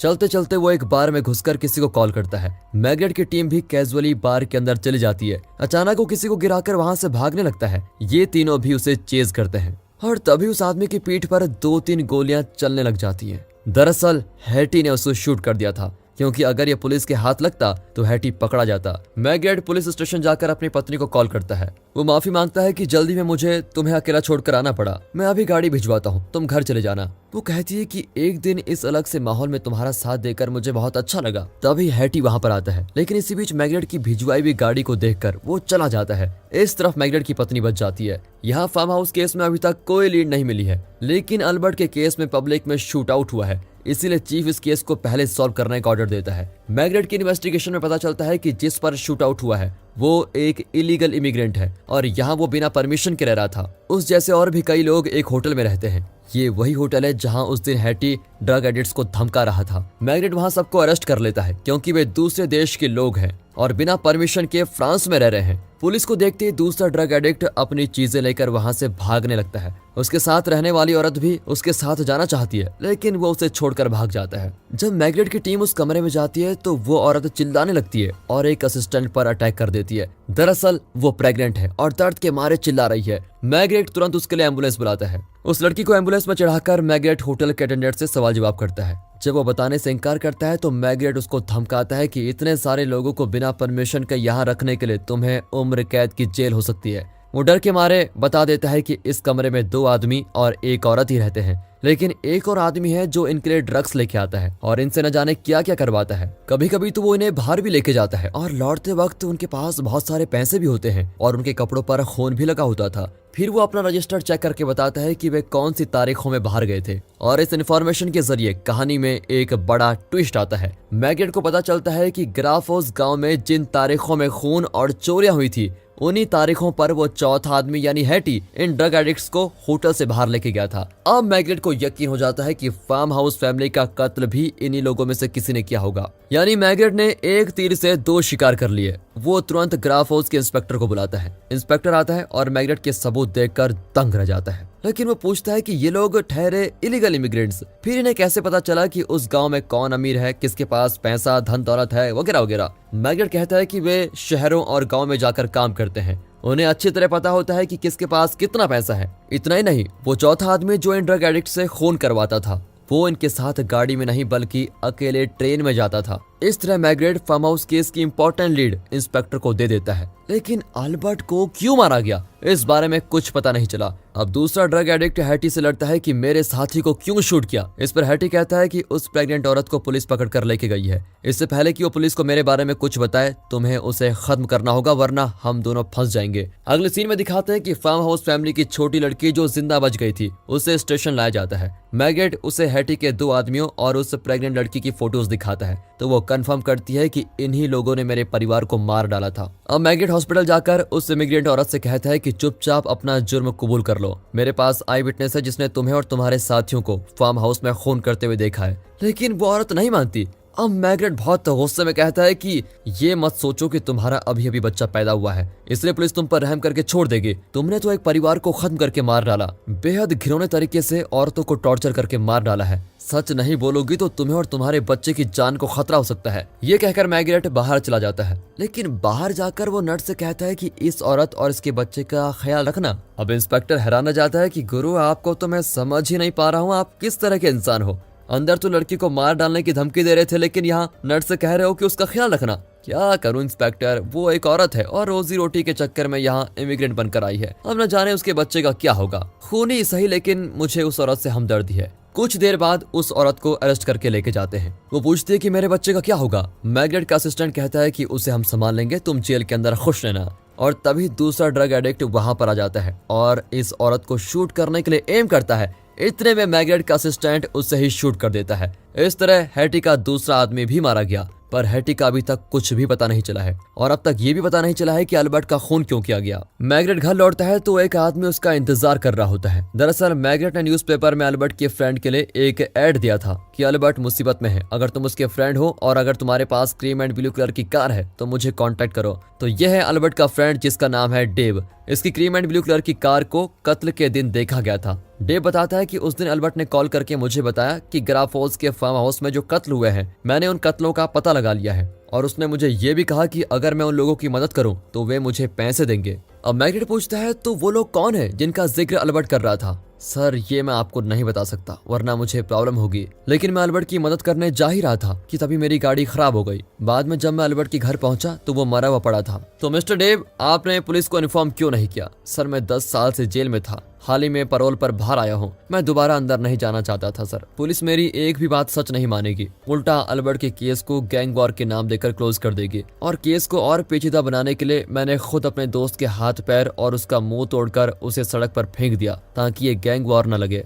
अच्छा तो ये बात है, लेकिन अल्बर्ट की पत्नी नीना कहाँ पर है? मैग्रेट के इस सवाल के जवाब में डेव कहता है कि नीना का इन बातों से कोई लेना देना है ही नहीं, वो एक सेफ जगह पर है। मैग्रेट सच और झूठ को परखने में बिल्कुल एक्सपर्ट है और सच बताने वालों से उसे हमेशा हमदर्दी होती है। वो डेव की सिचुएशन को समझ जाता है और उसे ड्रिंक ऑफर करता है। डेव मैग्रेट को एक लेटर देता है और कहता है कि अल्बर्ट ने पहले इस पर अपना एड्रेस लिखा था, फिर न जाने क्या हुआ उसने मेरा एड्रेस लिखा और मुझे ये लेटर मिल गया। मैग्रेट उस लेटर को खोलता है तो उसके अंदर एक ट्रेन टिकट होता है और ये देखकर मैग्रेट का चेहरा एकदम सीरियस हो जाता है। दरअसल ये हैटी का टिकट है जो किसी तरह अल्बर्ट के हाथ लग गया था। ये पेरिस से ग्राफोस जाकर वहां से गॉर्डरविले पहुंचने का ट्रेन टिकट है। इस एविडेंस को बचाने के लिए ही अल्बर्ट इसे मैग्नेट को भेजना चाहता था। अब मैग्नेट को पता चल चुका है कि ये टिकट ड्रग एडिक्ट से खून करवाने वाले आदमी का ही है। तब मैग्नेट को याद आता है कि रेस कोर्स में हॉर्स रेसिंग के टिकट्स जमीन पर बिखरे पड़े थे और बच्चे उसको उठाकर खेल रहे थे। वो कुछ गैस करता है और उस इलीगल होटल की अटेंडेंट से दोबारा मिलता है जिसे लॉकअप में रखा गया है। मैग्नेट जानता है कि हैटी खुद को बचाने के लिए अटेंडर को भी खत्म करने की कोशिश करेगा, इसीलिए वो अटेंडर को रेस कोर्स में लेके जाता है और वे हैटी का इंतजार करते हैं। लेकिन यहाँ हैटी को पता चल गया है कि वो बुरी तरह फंस चुका है, इसीलिए वो अपने पैसे और चीजें लेकर शहर छोड़ने का फैसला करता है। वो क्लब में जाकर अपनी गर्लफ्रेंड को भी पिकअप कर लेता है। वो बहुत खुश होती है कि अब उसे इस बार में काम नहीं करना पड़ेगा। दोनों खुशी खुशी शहर छोड़कर बच जाते हैं। लेकिन हैटी को हॉर्स रेस की लत लग गई थी और वो जाने से पहले आखिरी बार हॉर्स रेसिंग में बैटिंग करना चाहता है। इसकी बदकिस्मती है कि मैग्नेट पहले से ही वहां अपना जाल बिछाकर बैठा हुआ है। पर हैटी का एक और मकसद भी है। यहाँ मैग्नेट अपनी टीम को इंस्ट्रक्शन देता है कि उसके पास गन भी हो सकती है, इसलिए यहाँ पब्लिक में उसे पकड़ने के बजाय कुछ दूर उसे फॉलो करके पकड़ना होगा। और लगता है हैटी बैट जीत गया है और दोनों बहुत खुश होते हैं कि जाने से पहले इतनी बड़ी रकम जीत गए। नीचे आकर हैटी कहता है कि तुम काउंटर से प्राइज मनी ले लो, मैं खाने के लिए कुछ लेके आता हूँ। ये कहकर वो चला जाता है और रेस कोर्स में एक आदमी से मिलता है जो उसके चुराए हुए गहने खरीदता है। यहाँ मैग्नेट के असिस्टेंट उसकी गर्लफ्रेंड को भीड़ से अलग ले आते हैं और सवाल जवाब करते हैं। इतने में हैटी गहने बेचकर पैसे लेके आता है और पुलिस को देखकर भागने लगता है। लेकिन तभी ग्राफोस गांव का इंस्पेक्टर उसके सर पर एक भारी चीज मारकर उसे गिरा देता है। फिर वे उसे लॉकअप में बंद करके उसकी गर्लफ्रेंड को समझाते हैं कि ये आदमी तुम्हें धोखा दे रहा था, इसकी शादी हो चुकी है और 2 बच्चे भी हैं। ये सुनकर वो रियलाइज करती है कि इसके भरोसे बार की नौकरी छोड़कर मैंने बहुत बड़ी गलती कर दी। अब मैग्नेट हैटी से कहता है कि मेरे दिमाग में एक थियरी है कि अल्बर्ट को तुम्हारे जुर्म का कैसे पता चला, तुम सिर्फ इतना बताओ कि मेरा गैस सही है या नहीं। दरअसल हैटी ने हॉर्स रेसिंग का टिकट खरीदा था और रेस के बाद उसे फेंकते वक्त उसने अपना ट्रेन टिकट भी गलती से फेंक दिया था और वो टिकट अल्बर्ट के हाथ लग गया। अल्बर्ट ने रेडियो पर सुना था कि फार्म हाउस मर्डर केस में कातिल पेरिस से सीधे गॉर्डरविले जाने की बजाय ग्राफोस से होकर गया था। हालांकि नॉर्मली कोई इतना घुमावदार रास्ता नहीं चुनता। अल्बर्ट को शक हुआ और वो उस टिकट को पुलिस के हवाले करना चाहता था, लेकिन हैटी ने उसका पता लगा लिया और उसे अपने ड्रग एडिक्ट साथियों के जरिए मार डाला। इतना बताकर मैग्नेट उससे सवाल करता है कि तुम्हारी पत्नी है और 2 प्यारे बच्चे हैं, फिर तुम इतने बड़े जल्लाद कैसे बन गए कि सिर्फ पैसों और गहनों के खातिर तुमने कई फैमिलीज को खत्म कर डाला, औरतों और छोटे बच्चों का लिहाज भी नहीं किया तुमने। अल्बर्ट और उसकी पत्नी अपना एक बच्चा चाहते थे, लेकिन उसका सपना पूरा होने से पहले ही तुमने उसे मार डाला। इस तरह इमोशनली कहकर मैग्नेट वहां से चला जाता है। वो अपनी पत्नी को लेकर सीधे नीना से मिलने जाता है। दरअसल अब उस होटल और बार को नीना चलाने लग जाती है। वो बताती है कि हमने लव मैरिज की थी, अल्बर्ट को बच्चे बहुत पसंद थे, लेकिन हमने फैसला किया था जब ये होटल अच्छा चलने लगेगा तभी बच्चे करेंगे। अल्बर्ट ने तो 1 साल पहले से ही बच्चे के लिए ड्रेसेस खरीदना शुरू कर दिया था। अब ना तो अल्बर्ट है और ना कभी मेरे हाथ में मेरा बच्चा होगा। ये कहकर वो रो पड़ती है। तभी अचानक मैग्नेट को उस ड्रग एडिक्ट औरत की याद आती है जो हैटी के लिए काम कर रही थी। उसका एक बच्चा हुआ था। मैग्नेट नीना को उसके बारे में बताता है और कहता है तुम चाहो तो उस बच्चे को अडॉप्ट कर सकती हो, मैं उसकी सारी फॉर्मेलिटीज पूरी करवा दूंगा। ये सुनकर नीना बहुत खुश होती है और तुरंत मान भी जाती है। मैग्नेट और उसकी पत्नी होटल से बाहर निकलते हैं तो मैग्नेट नीना से पूछता है कि अल्बर्ट ने कहा था कि तुम मुझे अच्छी तरह जानती हो, तुम मुझे कैसे जानती हो? इस पर नीना कहती है कि सर आपको कौन नहीं जानता है। दरअसल पहले मैं एक होटल में काम करती थी और तब आप दोनों वहाँ हनीमून के लिए आए थे।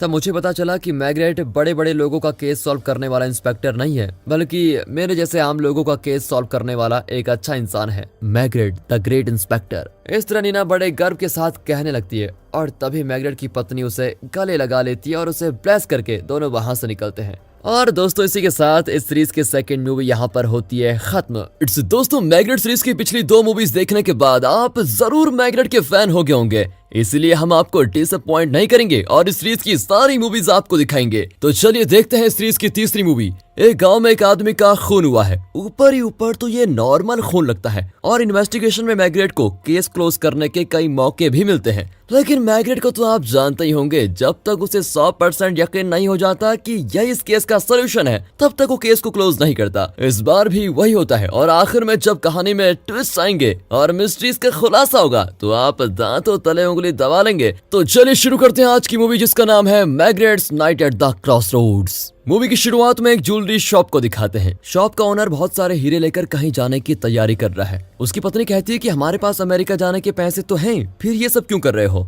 वो पैसे काफी नहीं है, वहाँ जाकर हमें और पैसों की जरूरत पड़ेगी, मुझे ये काम करना ही पड़ेगा, और अगर मैं ना लौटूं तो तुम जल्दी से यहाँ से निकल जाना। ये कहकर वो अपनी ब्लू कलर की कार में पेरिस से लगभग 35 किलोमीटर की दूरी पर एक गाँव में जाकर रुकता है। हाथ में हीरे लिए वो बहुत नर्वस भी होता है। तभी एक आदमी गाड़ी में चढ़ता है। ओनर कहता है कि मैं बहुत रिस्क लेकर यहाँ तक आया हूँ, ये लो हीरे और मुझे जल्दी इसकी कीमत दे दो। और तभी वहाँ पर एक लॉरी आती है। कार के अंदर से वो अजनबी ज्वेलरी शॉप के ओनर को शूट कर देता है और साइड ग्लास पर ओनर का खून फुआरे की तरह जाकर गिरता है। लॉरी की आवाज के बीच गोली की आवाज सुनाई नहीं देती और यहाँ मूवी का title Maigret's night at the crossroads डाल के होती है मूवी शुरू। अगले दिन सुबह एक औरत क्राइम स्पॉट पर आती है। अब वहाँ वो कार नहीं होती। वो औरत एक बास्केट में ब्रेड लेकर आती है और पेट्रोल बंक के पास एक औरत को ब्रेड देती है। ये कुछ ज्यादा ही खुश मिजाज वाली औरत लगती है और बातें बनाने से थकती नहीं। फिर वो एक बड़े घर के अंदर जाती है जो कि डेविड नाम के आदमी का घर है। अब डेविड को दिखाते हैं जिसके चश्मे में एक तरफ ब्लैक तो एक तरफ नॉर्मल ग्लास है। ये औरत शायद यहीं की कुक है। वो चबर चबर बातें करती है लेकिन डेविड चुपचाप जाकर एक कमरे का दरवाजा खोलता है। अंदर लेटी भी औरत से डेविड कहता है ब्रेकफास्ट तैयार है। इतना में कुक जाकर कॉफी बनाने लगती है लेकिन स्टोव में केरोसिन नहीं होता। वो केरोसिन लेने गैरेज में जाती है लेकिन वहाँ डेविड की कार में एक लाश को देखकर चिल्लाने लगती है। डेविड उस औरत को भागते हुए देखता है और फिर कमरे में लेटी हुई औरत को एक नजर देखता है। अगले सीन में मैग्रेट को दिखाते हैं जो अपने एक साथी के फ्यूनरल पर कुछ बोल रहा है। मैग्रेट के असिस्टेंट्स कहते हैं कि इन्हें मैंने कभी इतना इमोशनल होते हुए नहीं देखा। अगले शॉट में पास के गांव का इंस्पेक्टर लुइस मैग्रेट को कॉल करके कहता है कि यहाँ एक आदमी का खून हुआ है और हमें शक है कि खूनी पेरिस भाग गया है, आप उसे अरेस्ट कर लीजिए, मैं जल्दी वहां पर पहुंच जाऊंगा। ये कहकर वो खूनी का हुलिया बताता है। अब मैग्रेट अपने 2 असिस्टेंट्स को रेलवे स्टेशन पर भेजता है और जैसा मैग्रेट ने एक्सपेक्ट किया था डेविड उस लड़की के साथ वहां पर आता है। वो लड़की कहती है कि वो दोनों दिखने में पुलिस लगते हैं। अब डेविड उसका हाथ पकड़कर वहां से लेके जाता है। वो चिल्ला देती है कि मुझे दर्द हो रहा है, छोड़ो मेरा हाथ। और फिर मैग्रेट के असिस्टेंट्स को शक होता है और वे तुरंत उसे अरेस्ट कर लेते हैं। यही नहीं, वे डेविड की पॉकेट से एक गन भी निकाल लेते हैं। पुलिस स्टेशन में डेविड बोलता है आपको जो पूछना है पूछ लीजिए, मेरी बहन बहुत इनोसेंट है, उसे छोड़ दीजिए। उसकी बहन कार में डरी सहमी बैठी होती है। वो बार बार कहती है कि मुझे घर जाना है। अब मैग्रेट उसको समझाता है कि देखो हम 2-4 सवाल करेंगे, उनका जवाब ठीक ठीक देकर तुम घर जा सकती हो। उसके बाद हमें उस गांव के इंस्पेक्टर लुइस को दिखाते हैं जो वहीं पर आ गया है। वो बताता है कि डेविड ने इस लड़की को कई साल से एक कमरे में बंद करके रखा हुआ था। इसकी वजह से इसकी दिमागी हालत ठीक नहीं है, इससे सवाल जवाब करना तो एकदम बेकार है। लेकिन मैग्रेट अपने असिस्टेंट से कहता है कि इस लड़की को घर छोड़ दो लेकिन इस पर नजर जरूर रखना। अब लुइस डेविड को गाँव ले जाकर पूछताछ करना चाहता है लेकिन मैग्रेट पूछता है कि विक्टिम कौन है। वो तो पता नहीं चला है मिस्टर मैग्रेट। विक्टिम के पास ना तो कोई पर्स था और ना ही कोई आइडेंटिटी। उसके सर में बुलेट लगी है और उसकी लाश डेविड की कार में है।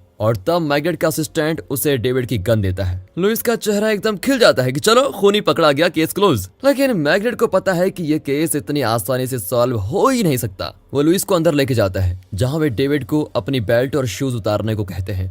लेकिन डेविड बहुत ही डटकर जवाब देता है कि एक सिटीजन को आप बिना एविडेंस के कस्टडी में नहीं ले सकते, मेरी भी कोई रिस्पेक्ट है, आप मेरे साथ ऐसा बर्ताव ना करें तो आपके लिए अच्छा होगा। अब वो कहता है कि मेरा नाम डेविड एंडरसन है और मैं इस देश का नागरिक हूँ। फिर उसका चश्मा उतारकर उसकी फोटो खींचते हैं और उसे लॉकअप में बंद कर देते हैं। अब मैग्रेट उससे अपने स्टाइल में पूछता है कि तुम्हारे गैरेज में किसी की लाश पड़ी हुई है, क्या तुमने उसका खून किया? नहीं, मैं उस आदमी को जानता तक नहीं। इसी बीच इंस्पेक्टर लुइस उस पर चिल्लाने लगता है और तब मैग्रेट फिर पूछता है कि आज सुबह क्या हुआ, साफ साफ बताओ। देखिए, मैं रोज की तरह अपना काम कर रहा था, फिर हमारी कुक हमारा ब्रेकफास्ट लेकर आई। ओह, क्या वो तुम्हारी मेड है? नहीं, वो सर सिर्फ ब्रेकफास्ट देने आती है। वो केरोसिन लेने गैरेज में गई और चिल्लाने लगी कि वहाँ पर एक लाश है। मैं इसके अलावा और कुछ नहीं जानता, आप लोग बेवजह मुझे यहाँ पर लेकर आ गए हैं। लुइस पूछता है तो क्या वो लाश खुद चल कर आई थी? वो तो मैं नहीं जानता सर, उसका पता तो आपको ही लगाना होगा। इस तरह वो उल्टे जवाब दे रहा होता है। तब वे उसकी गन को देखते हैं तो वो कहता है कि ये मेरी गन है। अब मैग्रेट पूछता है कि क्या तुम गन कलेक्टर हो? हाँ, मेरे घर में और भी कई तरह की गन्स रखी हुई हैं। लेकिन तुमने ये वाली गन अपने साथ क्यों रखी? इसकी कोई खास वजह नहीं है सर, मैं यूं ही इसको उठा के लेके आ गया। अब इंटेरोगेशन के दौरान सिर्फ मैग्रेट के सवाल उसे सेंसिबल लगते हैं और वो उन्हीं का ठीक से जवाब देता है। मैग्रेट कहता है कि जब तुम्हें लाश के बारे में पता चला तो पुलिस को इन्फॉर्म करने के बजाय तुम वहां से भागकर पेरिस क्यों आए? दरअसल सर, मैं और मेरी बहन, इस तरह कुछ कहते कहते वो रुक जाता है और तब डेविड के गांव के रजिस्टर से उसकी डिटेल्स निकाली जाती है तो पता चलता है कि गांव की रजिस्ट्री में डेविड एंडरसन नाम का कोई आदमी है ही नहीं। अब लुइस को बहुत गुस्सा आता है और वो डेविड पर चिल्लाता है कि हम तुम्हें पागल दिखते हैं, हम तुम्हें रिस्पेक्ट देकर बात कर रहे हैं लेकिन तुम कुछ ज्यादा ही कर रहे हो, अपना सही नाम बताओ। मेरा नाम तो डेविड ही है सर, आपको जो करना है कर लीजिए। अब मैग्रेट पूछता है कि तुम अपनी बहन को कमरे में बंद क्यों रखते हो, ये बताओ। आप जैसे लोगों से बचाने के लिए। ये जवाब देकर वो गुस्से में खड़ा होता है। यहाँ उसकी बहन को उसके घर पर छोड़ दिया गया है। वो तुरंत अपने कमरे में जाकर लॉक कर देती है। लुइस कहता है कि इससे तो मैं अपने स्टेशन में अपने तरीके से सच उगलवा लूंगा, लेकिन मैग्रेट नहीं मानता और कहता है कि मैंने फॉरेंसिक डॉक्टर को गांव भेजा है, वो लाश की जांच करेगा। ये सुनकर लुइस चिढ़ जाता है कि मेरे स्टेशन का केस आप क्यों हैंडल करना चाहते हैं। पुलिस चीफ भी उसे सपोर्ट करता है कि केस एकदम साफ है, डेविड ही खूनी है क्योंकि लाश डेविड के गैरेज में मिली और वो भी उसकी कार के अंदर। डेविड के पास गन भी है जिससे विक्टिम को उसने शूट किया होगा। लेकिन अब मैग्रेट अपनी राय बताता है कि अगर डेविड ने खून किया है तो वो लाश को कार की फ्रंट सीट पर क्यों रखेगा, उसने लाश को डिक्की में क्यों नहीं छुपाया। और वो जिस तरह जवाब दे रहा था मुझे लगता है वो खूनी हो ही नहीं सकता। ऊपर से वो अपनी बहन के बारे में बात करते करते भड़क गया था। मुझे तो लगता है कि ये केस इतना सिंपल नहीं है जितना लग रहा है। डेविड जरूर कोई ना कोई राज हमसे छुपा रहा है, लेकिन वो खूनी नहीं हो सकता। अगले सीन में मैग्रेट और लुइस क्राइम स्पॉट पर पहुंचते हैं। वहां पर एक गैरेज होता है और कुछ दूर पर एक घर भी। वहां एक आदमी टैक्सी में आता है। ये कुक का हस्बैंड जॉन है। कुक बताती है कि डेविड जरा अजीब आदमी है, ठीक से बात तक नहीं करता। मैं कॉफी बनाने जा रही थी लेकिन केरोसिन खत्म हो गई। गैरेज में केरोसिन रखा हुआ है इसलिए मैं वहां पर गई थी। उसकी बातें सुनते हुए मैग्रेट वहां के सिंक को सूंघ कर देखता है और पूछता है, हाँ आगे बताओ फिर क्या हुआ। सर उसके बाद मैं लाश को देखकर डर गई। अब वे लाश को गैरेज से बाहर निकालते हैं। फॉरेंसिक डॉक्टर बताता है कि इस आदमी ने इंग्लिश सूट पहना हुआ है लेकिन इसकी शर्ट फ्रेंच है। इसकी बॉडी टेम्परेचर से लगता है कि ये 12 घंटे पहले मरा है, यानी आधी रात के बाद। और इसे क्लोज रेंज के छोटे पिस्टल से लगभग 2 इंच की दूरी से शूट किया गया है, इसलिए इसके घाव के आसपास इसकी स्किन जली हुई है और इसका खून इस कार के अंदर नहीं हुआ है। अगर ऐसा होता तो इस कार के गिलास में खून के धब्बे जरूर लगे होते, लेकिन ये कार तो एकदम साफ है। उसकी पॉकेट में एक कैप मिलता है और लुइस बताता है कि ये कैप प्रार्थना करते वक्त पहनी जाती है। अब मैग्रेट लाश के हाथ को देखता है तो उसमें एक नंबर टैटू क्या होता है। उस कैप को देखकर वे समझ जाते हैं कि ये आदमी एक यहूदी है और जर्मन सोल्जर्स यहूदियों को पहचानने के लिए उनके हाथ पर इस तरह के नंबर टैटू कर देते थे और फिर उन्हें बहुत टॉर्चर किया करते थे। अब मैग्रेट उसका शूज निकालता है। सर आप इसका शूज क्यों उतार रहे हैं? दरअसल इसका कोट और शर्ट 2 अलग अलग देशों में बने हैं। मतलब ये कोई बिजनेसमैन हो सकता है जो जगह जगह जाकर अपना बिजनेस करता है, लेकिन इसके जूते बिल्कुल लोकल लग रहे हैं, इसलिए उन्हें देखना चाहता हूँ। ये कहकर वो उसका शू उतारता है और उसमें शू शॉप का नाम होता है। अब मैग्रेट और लुइस के असिस्टेंट्स गैरेज में जाकर पूछते हैं तो मैकेनिक बताता है कि हमने कुछ नहीं देखा, गोली चलने की आवाज तक नहीं आई। मैग्रेट डेविड के घर पर जाकर उसके गन्स को देखता है और उसकी बहन से पूछता है कि क्या तुम्हारा भाई अपने गन्स बाहर ही रखता है, लेकिन वो तो बहुत ही स्टाइल से जाकर बैठ जाती है और सिगरेट फूंकने लगती है। क्या तुम उस मरे हुए आदमी को जानती थी? मैं किसी को नहीं जानती सर। और तुम्हारा भाई क्या काम करता है? वो कुछ रेयर तरह के फैब्रिक्स बनाते हैं। तुम्हारे भाई की एक आंख कैसे डैमेज हुई?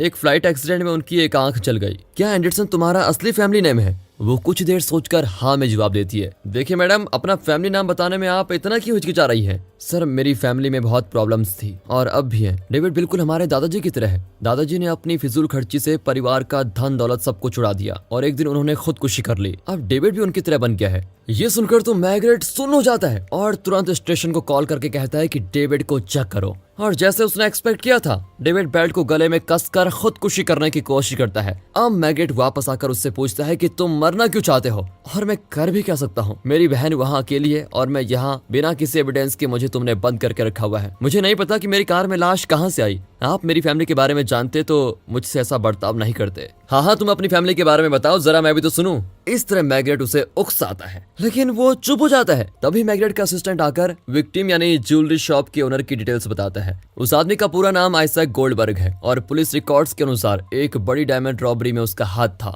दूसरी ओर आइजैक की पत्नी अपने पैसे और गहने बटोरकर घर छोड़कर जा रही होती है। वो नहीं जानती कि आइजैक मर गया है। यहाँ लुइस का असिस्टेंट कहता है कि सर मैग्रेट तो इस केस को सॉल्व करने में लग गया है, ये केस हमारा है, लेकिन ये लोग तो हमें कुछ बता ही नहीं रहे हैं। और तब वे देखते हैं कि मैग्रेट ने डेविड को रिलीज कर दिया है। ये दोनों टेंशन में भागकर जाते हैं और मैग्रेट से पूछते हैं कि उसे रिलीज करने वाले तुम होते कौन हो? ये मेरी जुरिडिक्शन है और ये उसी का केस है। मैग्रेट एक्सप्लेन करता है कि आइजैक एक ज्वेलरी शॉप ओनर है। उसने कहीं से हीरे चुराए थे और उन्हें बेचने के लिए वो डेविड से मिला था। अब आइजैक तो मर चुका है, मतलब हीरे डेविड के पास है। उसे यहाँ बंद रखने से हमें कुछ पता नहीं चलेगा। वो बाहर जाएगा तभी हीरो को बेचने की कोशिश करेगा और फिर हमें एविडेंस मिलेगा। अब लुइस चिढ़ जाता है कि इस केस में क्या करना है ये तुम डिसाइड नहीं कर सकते, ये मेरा केस है। देखो ये केस तुम्हारा था, लेकिन अब डेविड पेरिस में है और वो जो कुछ करेगा वो यही करेगा, इसीलिए अब ये केस मेरा है। अगले सीन में डेविड के गांव को दिखाते हैं जहां उसकी कुक उसे वापस आते हुए देख लेती है। वो जॉन से कहती है लगता है डेविड वापस आ गया है। उसका पति कहता है कि तुम खाना देने के बहाने जाकर पता लगाओ कि क्या चक्कर है, कहीं वो पुलिस को चकमा देकर तो नहीं आ गया। अब यहाँ डेविड की बहन पूछती है कि पुलिस ने तुम्हें कैसे छोड़ दिया। वो बताता है कि मैंने सच बता दिया था लेकिन पूरा सच नहीं बताया। वो उसे डांटती है कि तुम्हें कहीं और चले जाना चाहिए था, तुमने वापस आकर बहुत बड़ी गलती कर दी। अब डेविड उसे किस करता है। ये कैसा ट्विस्ट है भैया, तो क्या ये भाई बहन नहीं है। खैर अब कुक उनके लिए खाना लेके आती है लेकिन उसे कोई इन्फॉर्मेशन नहीं मिलती। डेविड उसे खाना रखकर तुरंत जाने को कहता है। यहाँ लुइस मैग्रेट से माफी मांगता है कि मैंने जल्दबाजी में न जाने क्या क्या कह दिया। कोई बात नहीं लुइस, गलती मेरी भी है, मुझे तुमसे एक बार पूछ लेना चाहिए था। इस तरह दोनों में सुलह हो जाती है और दोनों अपनी फैमिलीज के साथ डिनर पे जाने का फैसला करते हैं। अब मैग्रेट और लुइस के असिस्टेंट्स डेविड के घर पर नजर रखे हुए हैं लेकिन वहाँ कोई खास घटना नहीं होती। यहाँ मैग्रेट बताता है कि मैंने डेविड के किचन सिंक को सूंघ कर देखा था, उसमें केरोसिन की स्मेल आ रही थी। मुझे लगता है किसी ने जानबूझकर स्टोव का केरोसिन सिंक में डाल दिया ताकि कोई केरोसिन लेने गैरेज में जाए। खूनी चाहता था कि कोई जाकर लाश को देखे और डेविड पर खून का इल्जाम लगाए, इसलिए मुझे नहीं लगता कि डेविड ने खून किया होगा।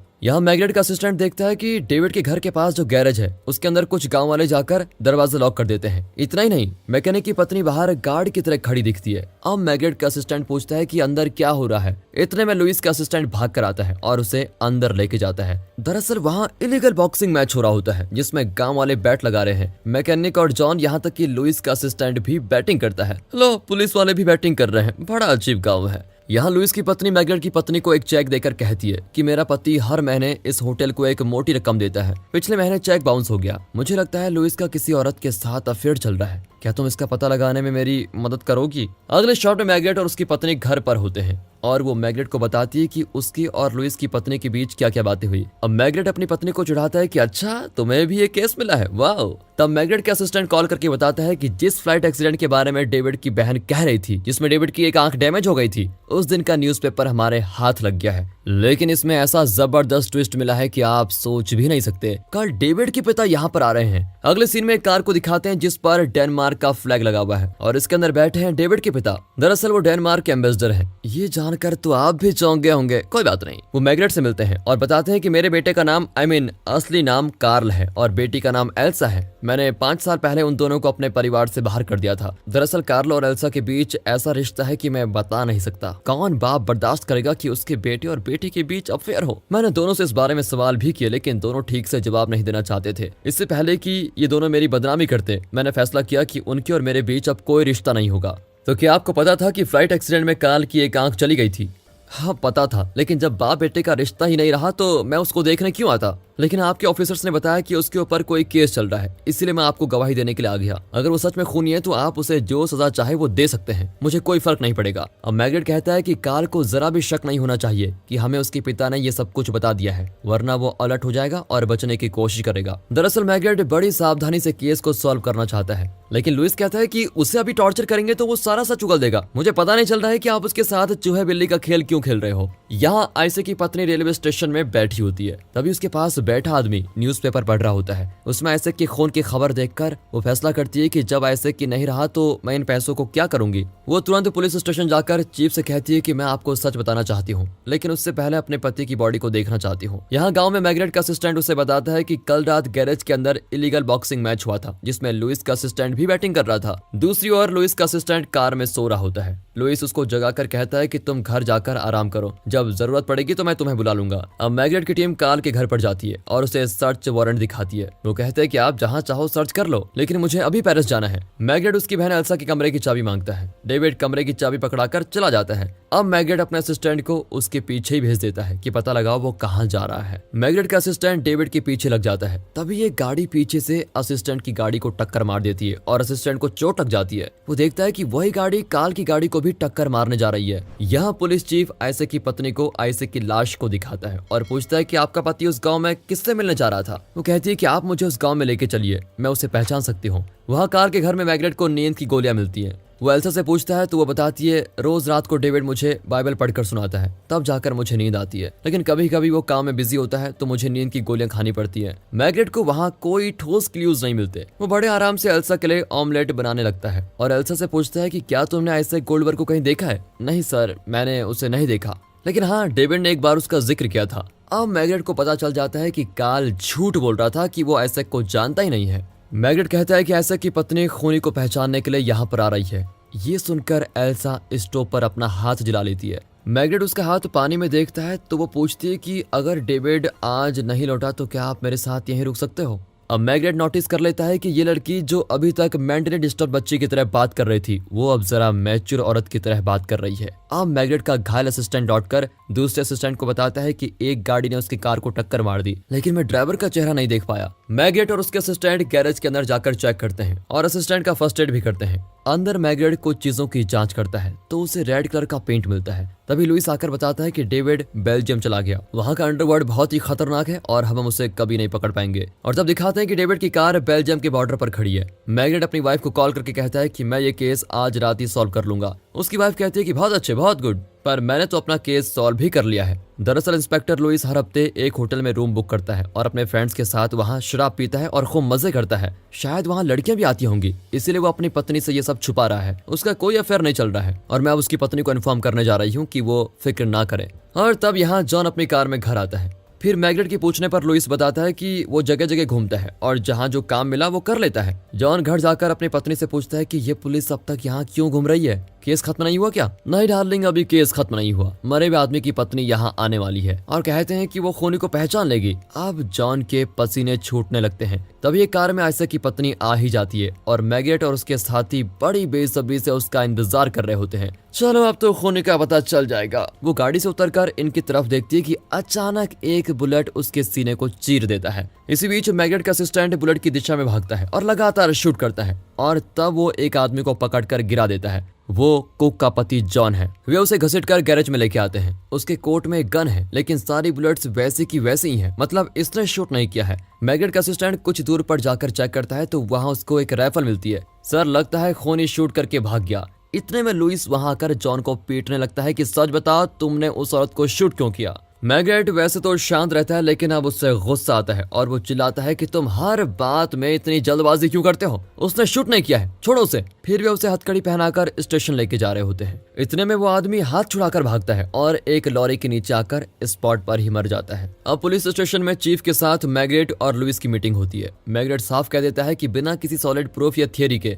मैं ये केस क्लोज नहीं कर सकता। लुइस फिर अपनी थियरी सुनाता है। जॉन और डेविड मिले हुए हैं। दोनों ने मिलकर आइजैक से हीरे चुराकर उसे मार डाला, लेकिन जब उन्हें पता चला कि आइजैक की पत्नी आकर इनकी पोल खोलने वाली है तो दोनों ने मिलकर उसे शूट कर दिया। अब पुलिस चीफ मैग्रेट को देखता है तो वो कहता है, हाँ ये भी पॉसिबल है। तो ठीक है, फिर केस क्लोज हो गया, थैंक यू लुइस। ये कहकर चीफ निकल जाता है। अब मैग्रेट लुइस से कहता है कि इस केस में मैं कुछ ज्यादा ही उलझ गया था और मेरे सर में अब बहुत दर्द हो रहा है, इसलिए तुम खुद ही केस को क्लोज कर दो और सारे रिपोर्ट्स भी तुम्हें तैयार कर लो। वाह, ये हुई ना बात, मैं सब कर लूंगा मैग्रेट, तुम जाकर आराम करो। दोस्तों, अगर मैं कहूँ कि इसी के साथ ये मूवी होती है खत्म, तो आप लोग मुझे नहीं छोड़ोगे, है ना? ठीक है बाबा, ये कहानी का एंड यहाँ नहीं होता। मैग्रेट जाते जाते अपने असिस्टेंट को एक कागज का टुकड़ा पकड़ा कर जाता है। अगले सीन में मैग्रेट अपने घर में होता है और कई बियर बोटल्स निकालकर टेबल पर रखता है। उसकी वाइफ हैरान हो जाती है कि ये आदमी इतनी सारी बियर अकेले पीने वाला है क्या? और तब मैग्रेट के 2 असिस्टेंट्स भी आते हैं। ओह, तो आप तीनों केस डिस्कस करने वाले हैं, मतलब मैं तो चली सोने। लेकिन मैग्रेट उसे रोककर कहता है कि रुको, तुम भी इस डिस्कशन में शामिल हो सकती हो। यह है इस कहानी का सबसे इंटरेस्टिंग पार्ट।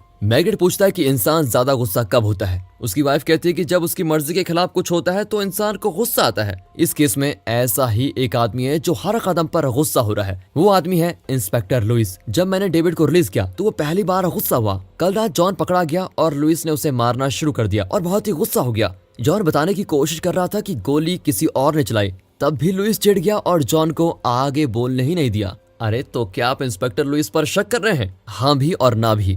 दरअसल सिर्फ पुलिस डिपार्टमेंट और उस एरिया के कुछ लोगों को पता था कि आइजैक की पत्नी आने वाली है और उस शूटआउट के वक्त वहां हमारे अलावा और कोई नहीं था। हाँ सर, आप ठीक कहते हैं। लुइस का असिस्टेंट तो वहां था ही नहीं और जब तुम्हारी कार को दूसरी कार ने टक्कर मारी थी तब वहां कौन मिसिंग था? लुइस का असिस्टेंट वहां नहीं था क्योंकि इंस्पेक्टर लुइस ने उसे आराम करने के लिए घर भेज दिया था। चलिए मान लेते हैं कि लुइस और उसके असिस्टेंट ने ये सब किया है, तो फिर बीच में जॉन कहां से आ गया? अब मैग्रेट एक इम्पोर्टेंट पॉइंट बताता है कि जॉन के पास उसकी अपनी कार है, लेकिन पहले दिन जब मैं डेविड के घर पर गया तो जॉन टैक्सी में आया था, इसलिए मुझे उस पर भी शक है। अब मैग्रेट की पत्नी आगे की बात गैस करती है कि शायद आइजैक को मारने के बाद वो आइजैक की कार को डिस्पोज करना चाहता था और उसे डिस्पोज करने के बाद वो टैक्सी में घर आया था। शाबाश, लेकिन इस केस में चौथा सस्पेक्ट है उस गैरेज का मैकेनिक। एक्चुअली खून के बाद कार को यूं ही डिस्पोज नहीं किया जा सकता क्योंकि वे पकड़े जाएंगे, इसलिए उस मैकेनिक ने उस पर रेड पेंट किया था। मैंने गैरेज में रेड पेंट भी देखा था। सर तो क्या इन चारों ने मिलकर ये ऐसा का खून किया है?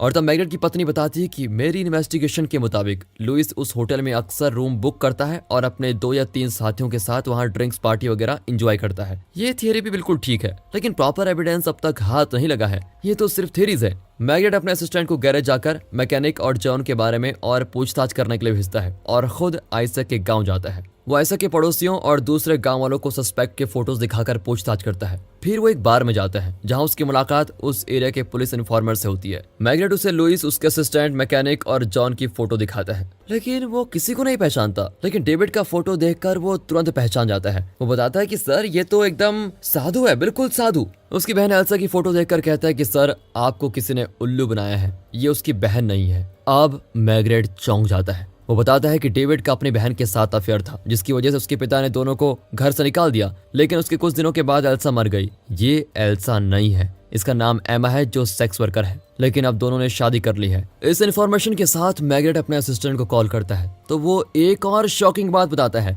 मैकेनिक एक बहुत बड़ा चोर है, कई बार जेल भी जा चुका है। शायद लुइस उसे अपने काम के लिए यूज कर रहा था। मैकेनिक अपनी चोरी का एक हिस्सा लुइस को भी देता था। रही बात जॉन की, खून के बाद उसने एक रेड कलर की कार बेची थी। मतलब आपका गैस बिल्कुल ठीक था। आइसैक के खून के बाद मैकेनिक ने उसकी ब्लू कार को रेड पेंट किया था और जॉन ने उसको बेच दिया। अगले सीन में मैग्नेट वापस उस गैरेज में जाता है और मैकेनिक की पत्नी से पूछता है कि क्या यहाँ कार रिपेयर से ज्यादा टायर पंचर का रिपेयर होता है, इतने सारे टायर्स क्यों रखे हुए हैं? बातों ही बातों में मैग्नेट एक टायर को फाड़ता है तो अंदर से चोरी का माल निकलता है। अब मैग्नेट मैकेनिक की पत्नी को घूरता है और वो अपना मुंह खोलती है और इस केस को एक शॉकिंग ट्विस्ट देती है। दरअसल इस पूरे प्लान की मास्टरमाइंड है काल की पत्नी एमा, जो एक मेंटली डिस्टर्ब लड़की की एक्टिंग कर रही थी। वो रोज रात को काल को नींद की गोलियां देकर सुला देती थी, फिर गैरेज में अपने लवर यानी कि इंस्पेक्टर लुइस के साथ मजे करती थी और तब उसने लुइस के साथ मिलकर ये प्लान बनाया कि हम आइसैक का खून कर देंगे और ऐसी सेटिंग करेंगे कि डेविड पर उसका इल्जाम लगेगा। यही सच है और अगर काल को अपनी पत्नी की काली करतूतें पता चल गई तो वो जरूर खुदकुशी कर लेगा।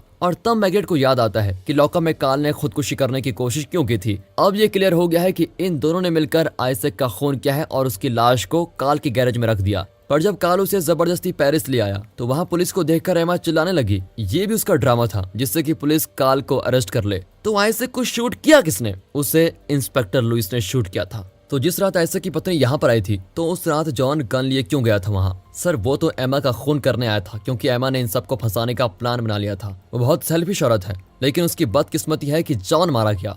लेकिन अब इतना बड़ा कांड करके अपनी मेन विलन एमा गई कहाँ? अब तक गई नहीं, लेकिन बड़े आराम से कहीं जाने की तैयारी कर रही है। और तब दरवाजे पर कोई आता है। अरे काल, तुम्हारी ये हालत किसने की? इंस्पेक्टर लुइस के असिस्टेंट ने मुझे मार डालने की कोशिश की, लेकिन मैं किसी तरह बच गया। एमा उसको बेड पर लटा लेती है और एक तकिया उसके मुंह पर दबाने लगती है, पर एन वक्त पर मैग्नेट वहां कर काल को बचा लेता है। यहाँ लुइस, उसका असिस्टेंट और मैकेनिक तीनों मजे में होते हैं कि चलो किसी तरह इस केस के सारे सबूत हमने मिटा दिए। एक आदमी मारा गया, मतलब उसके सारे शेयर भी हमें मिलेंगे। इस तरह खुश होकर तीनों होटल से बाहर निकलते हैं, लेकिन मैग्नेट ने इन्हें पकड़ने का पक्का बंदोबस्त कर लिया होता है। पुलिस फोर्स लुइस के असिस्टेंट और मैकेनिक को घेर लेते हैं। यहाँ लुइस ट्रेन में एमा का इंतजार करता है। वो बड़ा खुश होता है कि अब एमा और मैं बहुत सारे पैसों के साथ लाइफ मस्त सेटल कर देंगे, लेकिन वहाँ एमा नहीं बल्कि मैग्नेट आता है। लुइस एकदम कंफ्यूज होकर उसको देखने लगता है। अगले सीन में दिखाते हैं कि काल के पिता उसे स्वीकार करने के लिए तैयार हैं। यहाँ मैग्नेट एमा से मिलता है और कहता है कि इतना इनोसेंट चेहरा, इतना बुरा काम, लेकिन तुम सच्चे प्यार को पहचान ही नहीं पाई।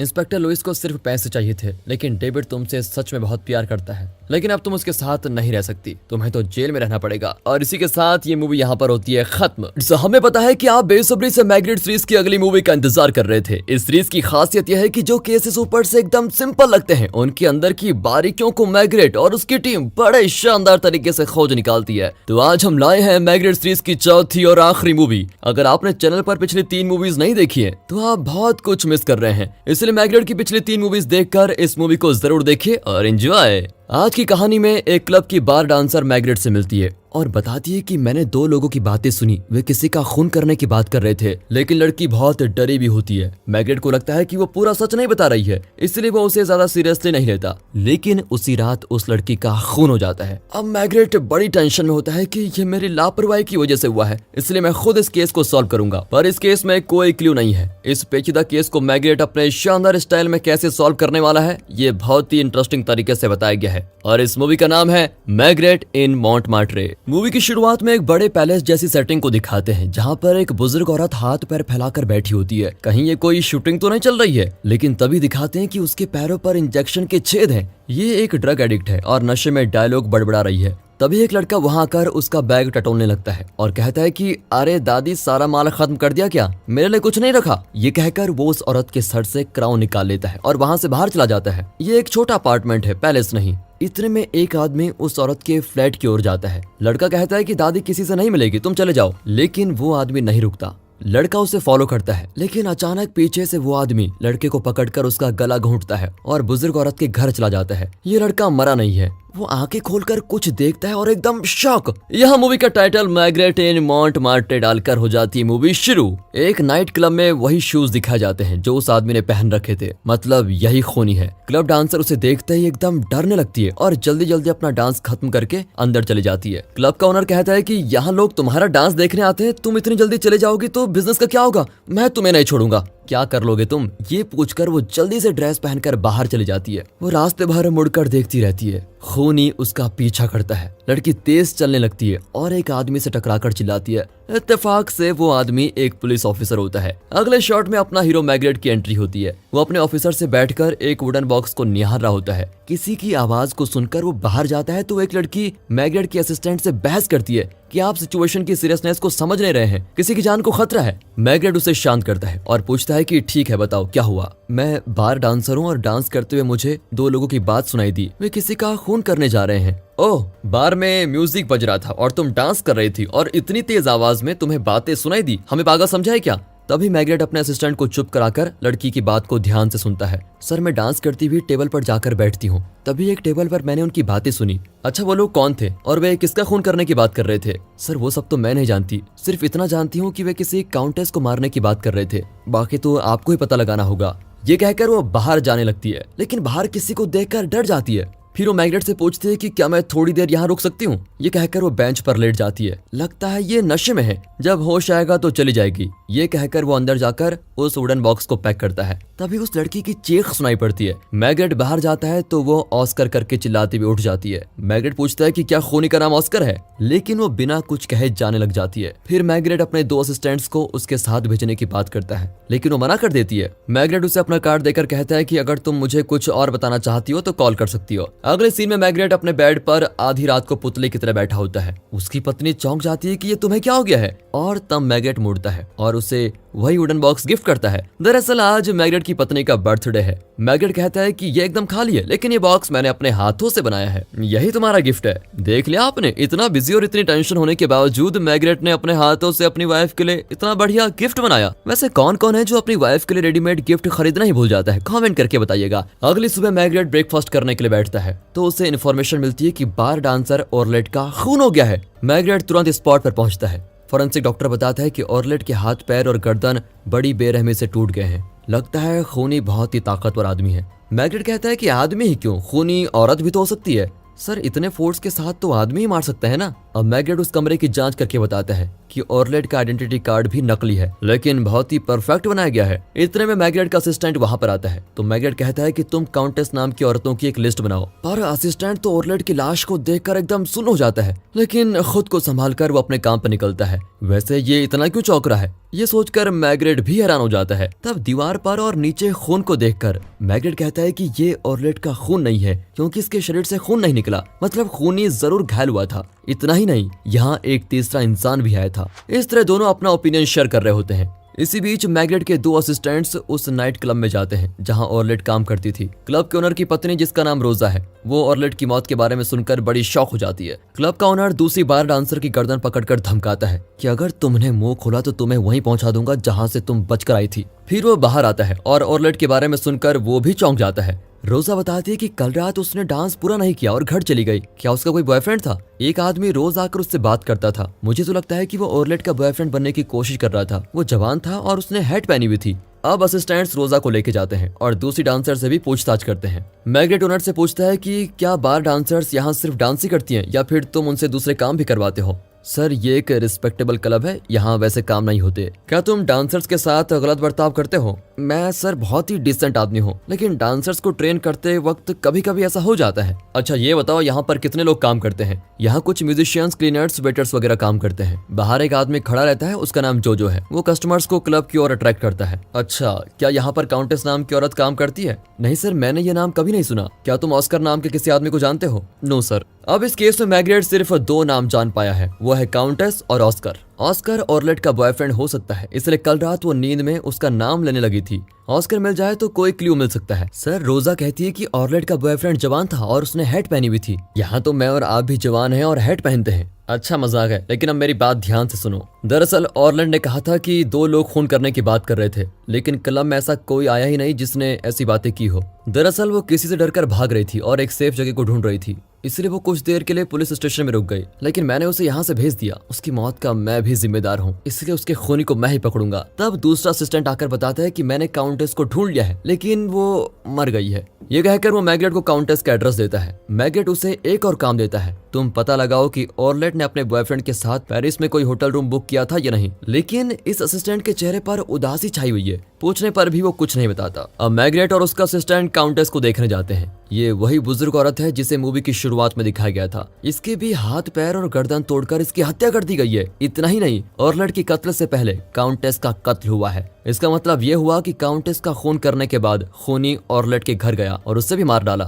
घर को बड़े ध्यान से देखने के बाद मैग्रेट बताता है कि इस घर में कई कीमती चीजें हैं, खाने की चीज बिल्कुल नहीं है। तो ये औरत खाती क्या थी? फोरेंसिक डॉक्टर बताता है कि ये एक ड्रग एडिक्ट थी और हमेशा नशे में ही रहती थी, इसलिए ये खाना नहीं खाती थी। मैग्रेट अब उस अपार्टमेंट के इंचार्ज से पूछता है कि क्या ऑर्लेट नाम की लड़की काउंटेस से मिलने आती थी? नहीं सर, लेकिन एक डॉक्टर काउंटेस को देखने आता था। मैंने उस डॉक्टर को इन्फॉर्म भी किया था कि काउंटेस की ये हालत हो गई है। मैग्रेट पूछता है कि क्या कोई यंग आदमी काउंटेस से मिलने आया था? हाँ सर, एक लड़का रोज काउंटेस से मिलने आता था और उसका नाम एफ से शुरू होता है। अब मैग्रेट पूछता है कि क्या आप ऑस्कर को जानती है? वो तो एकदम एक्साइटेड हो जाती है कि सर क्या आप ऑस्कर को जानते हैं? अब कबूतर पिंजरे में फंसा, ये सोचकर मैग्रेट ऑस्कर के बारे में और पूछने लगता है। वो औरत उठकर कहती है कि वो तो अंदर है, अभी लाती हूँ। वो अपनी कैट उठा लेती है। सर आप तो एक जीनियस है, आपने इतनी जल्दी मेरी कैट का नाम भी जान लिया। मैग्रेट परेशान हो जाता है कि ये औरत तो मेरी इमेज का कीमा बना रही है। पर असिस्टेंट मैग्रेट की मान मर्यादा बचाते हुए कहता है कि मैडम, आपने मिस्टर मैग्रेट को क्या समझ के रखा हुआ है? वो बहुत बड़े जासूस हैं और आपके कैट का नाम जानना तो उनकी बाईं आंख का खेल है। मैग्रेट भी जरा स्माइल करके यस ही इज राइट ये कहकर वहां से चला जाता है। तो ऑर्लेट और काउंटेस का कोई कनेक्शन नहीं है। बाहर उन्हें काउंटेस का डॉक्टर मिलता है। मैग्रेट कहता है कि अब काउंटेस जिंदा नहीं है, आप हमारे साथ स्टेशन चलिए और अपना बैग जरूर लीजिएगा। ये सुनकर डॉक्टर बहुत नर्वस हो जाता है। मैग्रेट उसे स्टेशन ले जाकर पूछता है कि क्या आप काउंटेस को ड्रग्स लेकर देते थे? देखिए इंस्पेक्टर, इस तरह के ड्रग एडिक्ट्स एक ही दिन में ड्रग नहीं छोड़ सकते, उनका ड्रग डोसेज धीरे धीरे कम करना पड़ता है। मतलब तुम डॉक्टर नहीं ड्रग डीलर हो, राइट? अब डॉक्टर के हाथ पैर कांपने लगते हैं। क्या तुम बार डांसर ऑर्लेट को जानते हो? देखा तो नहीं है सर, लेकिन सुना है वो बहुत अच्छा डांस करती है। क्या वो तुम्हारी पेशेंट है? No sir. क्या तुमने ऑस्कर का नाम सुना है? No sir. मुझे पता चला है कि एक लड़का काउंटेस से मिलने रोज आता था, उसका नाम एफ से शुरू होता है। एफ से नहीं सर, उसका नाम फिलिप्स है। वो काउंटेस के फ्लैट वाली एटिक जगह में है और काउंटेस के लिए छोटा मोटा काम कर लेता है। अब मैग्रेट अपने असिस्टेंट के साथ वहां जाकर देखता है कि वहां एक आदमी के रहने का इंतजाम किया गया है। इस लड़के का नाम फिलिप्स है और ये ऑर्लेट का बॉयफ्रेंड हो भी सकता है और नहीं भी। पर उस दिन ऑर्लेट ने ऑस्कर का नाम क्यों लिया? ये ऑस्कर है कौन? क्या ऑर्लेट ऑस्कर से डर रही थी? इन सवालों के जवाब इन्हें जल्द से जल्द पता लगाने हैं। मैग्रेट अपने असिस्टेंट से कहता है कि तुम जल्दी जाकर फिलिप्स का पता लगाओ, मैं क्लब में जाकर पूछताछ करता हूँ। सर मैं उस साइड कैरेक्टर को ढूंढता फिरूंगा और आप क्लब में जाकर मजे करेंगे। क्या करे बेटा, मजे वाले सारे काम मुझे ही करने पड़ते हैं, मैं डिपार्टमेंट का हेड जो हूँ। सर जी पहले अपना हेड संभालिए, कहीं पाइप से टकराकर टूट ना जाए। और इस तरह सीरियस बातों के बीच मजाक करते हुए असिस्टेंट वहीं रुक जाता है और मैग्रेट क्लब की ओर बढ़ता है। क्लब के बाहर जोजो नाम का आदमी चिल्ला रहा होता है कि आइए मेहरबान किरदारदान, इस क्लब के अंदर स्वागत है आपका, मिस मत कीजिए, अभी अंदर चलिए। अरे मैग्रेट सर, आप भी स्वर्ग देखना चाहते हो क्या? देखो मैं एक खूनी को ढूंढ रहा हूँ, क्या तुम मुझे कुछ बता सकते हो? अरे सर यहाँ तो लोग एंजॉय करने आते हैं, आपके डिपार्टमेंट के लोग भी यहाँ आते हैं, खूनी यहाँ नहीं आते। पर और तभी एक आदमी आकर पूछता है कि क्या बेटी मिलेगी?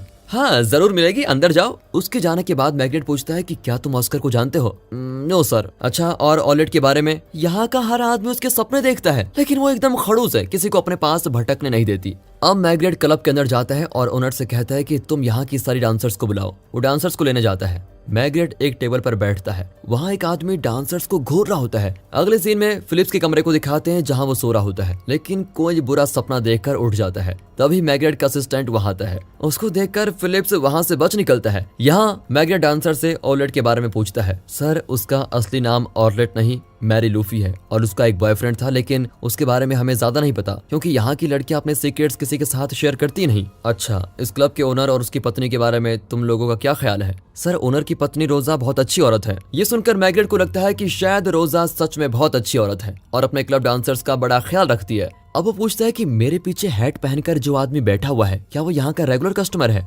आपके पीछे तो टेबल और चेयर है। मैग्नेट तुरंत मुड़कर देखता है कि वो आदमी गायब। तभी वो बाहर भागता है और जोजो से पूछता है कि सच बताओ, तुम उस आदमी को जानते हो ना? क्या वो इस क्लब का रेगुलर कस्टमर है? यहाँ कोई रेगुलर कस्टमर नहीं होता सर, रोज नए लोग आते हैं। अच्छा, उसने तुमसे बेटी के बारे में क्या पूछा था? उसे बेटी नाम का कैसे पता चला?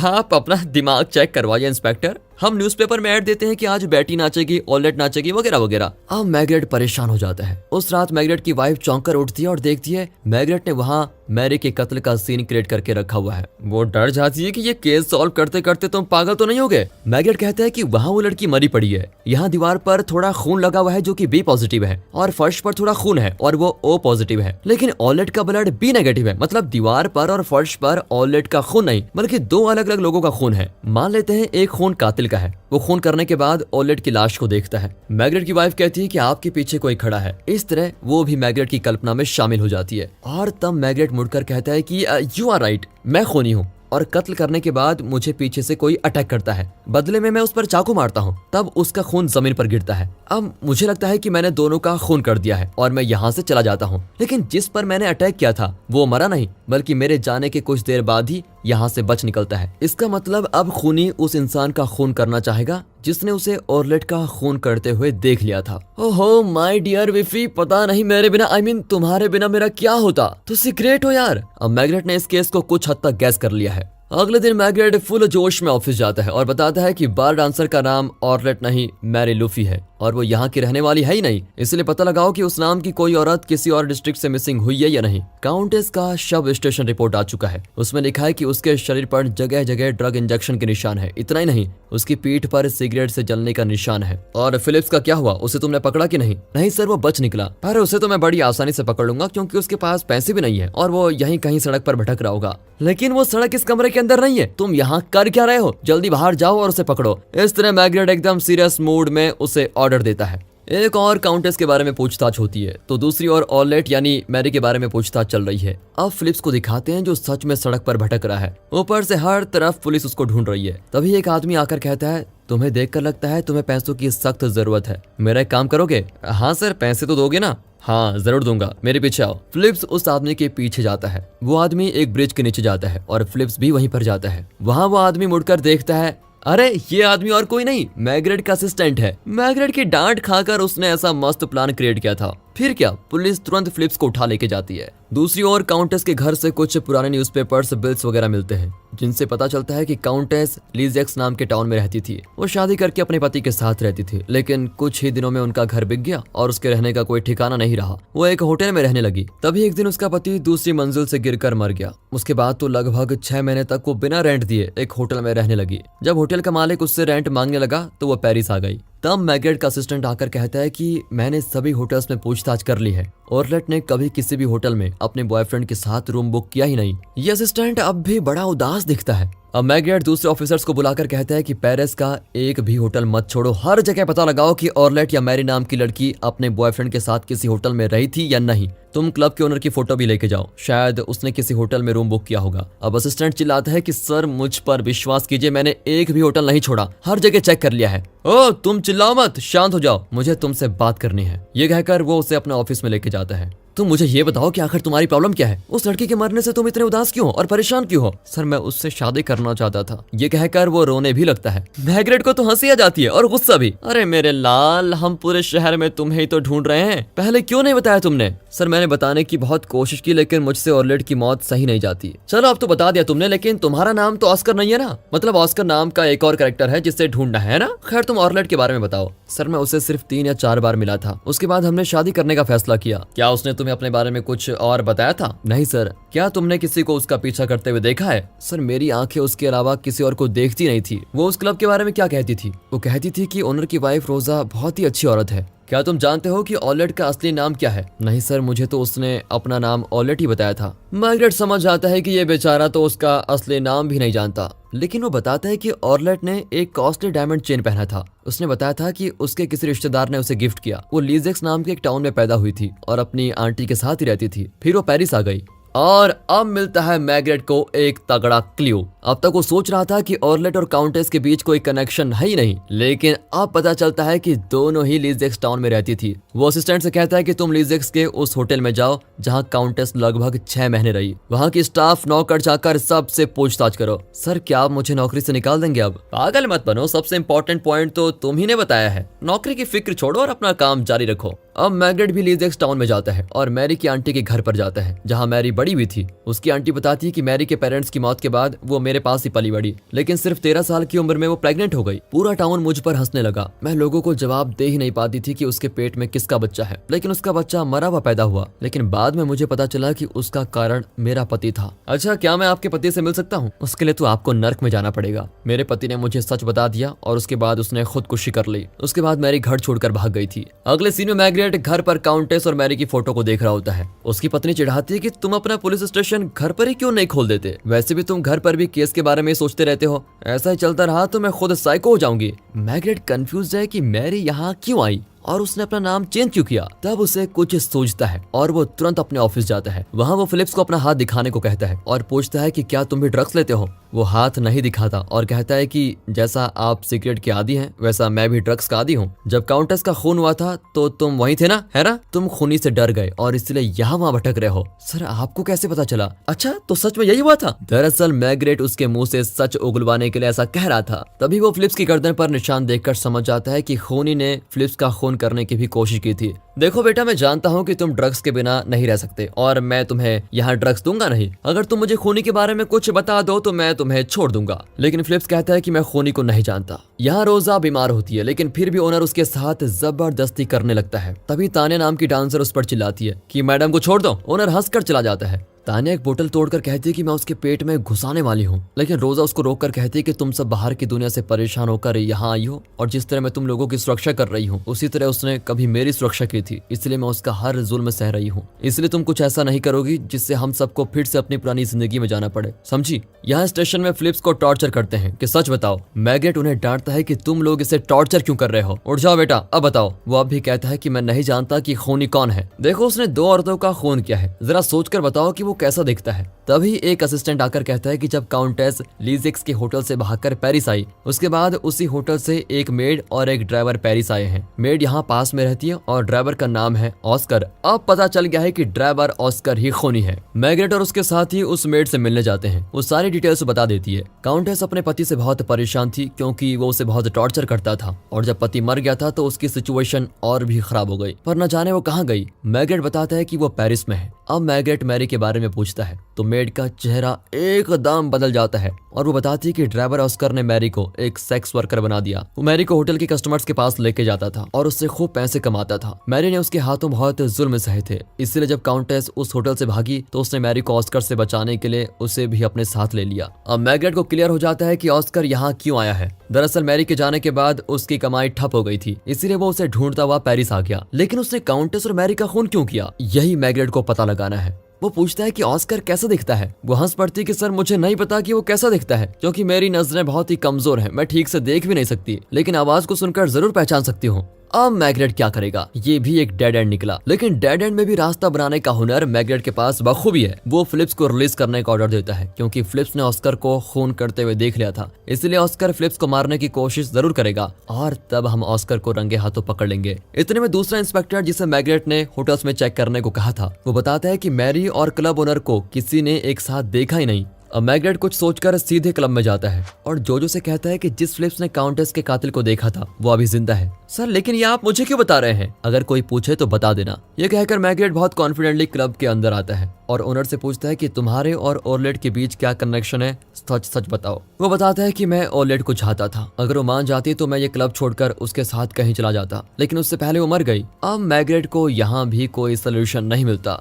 अब इनकी इकलौती उम्मीद फिलिप्स पर टिकी हुई है कि जब खूनी उसको मारने आएगा तो वे उसे पकड़ लेंगे। लेकिन उससे पहले मैग्रेट रोजा से काउंटेस और ओरलेट के बारे में पूछता है, क्योंकि वो ऐसी औरतों को शरण देती है जो पति के जुल्म से या परिवार के टॉर्चर से बहुत तंग आ जाती हैं। वो बताती है कि जो ऐसी औरतों का पता लगाता है और उन्हें यहाँ पर लेके आता है, फिर मैं उन्हें काम देती हूँ और उनकी सुरक्षा भी करती हूँ। लेकिन आपने काउंटेस को क्या सुरक्षा दी थी? काउंटेस को तो ओरलेट ही संभालती थी, लेकिन काउंटेस ड्रग्स का शिकार हो गई। हाँ प्लीज उस खूनी को अरेस्ट कीजिए। तब मैग्रेट का असिस्टेंट कॉल करके बताता है कि फिलिप्स बच निकला। मैग्रेट डांटता है कि एक विटनेस तुम लोगों से संभल नहीं पाया क्या? वो इकलौता आदमी था जो हमें खूनी तक पहुंचा सकता था, जल्दी उसे पकड़ो। यहाँ फिलिप्स उस डॉक्टर से मिलता है जो काउंटेस और फिलिप को ड्रग देता था। फिलिप्स रोने लगता है कि प्लीज मुझे ड्रग्स दे दीजिए। वो डॉक्टर उसे ड्रग्स का इंजेक्शन देता है, लेकिन उसके बाद फिलिप्स रोने लगता है कि मुझे जल्दी लेके जाइए, पुलिस मुझे ढूंढ रही है। लेकिन डॉक्टर उसे मारने लगता है और कहता है कि अभी गाड़ी से उतर जाओ। फिलिप्स धमकाता है कि मुझे बचा लो वरना मैं पुलिस को तुम्हारे बारे में सब कुछ सच बता दूंगा। डॉक्टर को और गुस्सा आता है और वो फिलिप्स को गाड़ी से धकेलकर उस पर गाड़ी चलाने की कोशिश करता है। अन वक्त पर मैग्रेट का असिस्टेंट उसको बचा लेता है। यहाँ क्लब के बाहर जोजो एक आदमी को कोड लैंग्वेज में बताता है कि फिलिप्स जिंदा है। इसी बीच मैग्रेट को उसका असिस्टेंट कॉल करके बताता है कि फिलिप्स पकड़ा गया,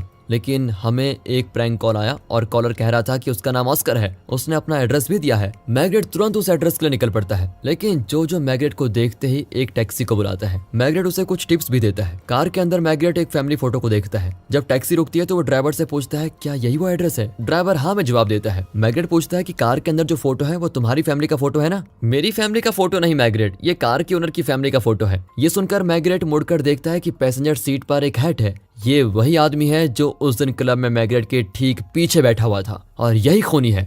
मैग्रेट उसे पकड़ने की कोशिश करता है, लेकिन तब तक वो गाड़ी लेकर चला जाता है। दरअसल मैग्रेट को डाइवर्ट करने के लिए खूनी ने ऐसा प्रैंक कॉल किया था। एक्चुअली खूनी क्लब में होने वाला है और मैग्रेट को वहां से निकलने के लिए खूनी ने ये चाल चली थी। यहाँ रोजा अपने पति से कहती है कि ये जगह अब नहीं चलेगी, क्यों ना हम इसे छोड़कर कहीं और चले जाएं। लेकिन ओनर नहीं मानता और वहां से चला जाता है। मैग्रेट वहां पर एक गाड़ी पकड़कर वापस क्लब में आकर देखता है कि रोजा को बांध कर रखा हुआ है और अब उस टोपी वाले का चेहरा दिखाते हैं और यही है ऑस्कर। एक भी कदम आगे रखा तो इसे शूट कर दूंगा। ठहरो, शूट मत करो, मैं सिर्फ जानना चाहता हूँ। मेरे माइंड में एक थ्योरी है, तुम सिर्फ इतना बताओ कि मैं सही हूँ या गलत। मैरी नाम की लड़की जिसे उसकी आंटी के पति ने सेक्सुअली अब्यूज किया था, इतनी छोटी उम्र में उसने ऐसे ऐसे जुल्म सहे कि वो बर्दाश्त नहीं कर पाई। उसने काउंटेस नाम की औरत के साथ उस होटल में शरण ली, लेकिन वहां उसने देखा कि काउंटेस का पति काउंटेस को रोज टॉर्चर करता था, उसके शरीर पर जलती हुई सिगरेट रखता था। काउंटेस उसका जुल्म और सह नहीं पाई। उसका पति गलती से बिल्डिंग के ऊपर से नहीं गिरा, बल्कि काउंटेस और मैरी ने मिलकर उसे नीचे धकेल दिया। लेकिन तुमने उन्हें ऐसा करते हुए देख लिया था और उन्हें ब्लैकमेल करने लगे। तुमने मैरी को सेक्स वर्क करने पर मजबूर किया और खुद ढेर सारे पैसे कमाए। काउंटेस ये सब कुछ सह नहीं पाई और तुमसे बचने के लिए दोनों उस होटल से भागकर पेरिस आ गई। यहाँ तक की कहानी सही है ना? हाँ गुरु, बिल्कुल ठीक, आगे बताओ। मैं तुम्हें एक शातिर कातिल समझ रहा था, लेकिन तुम इतने चीप ब्लैकमेलर कैसे हो सकते हो? मेरी कमाई पर पानी फेरकर दोनों यहाँ चली आई, मैं चुप कैसे रहता?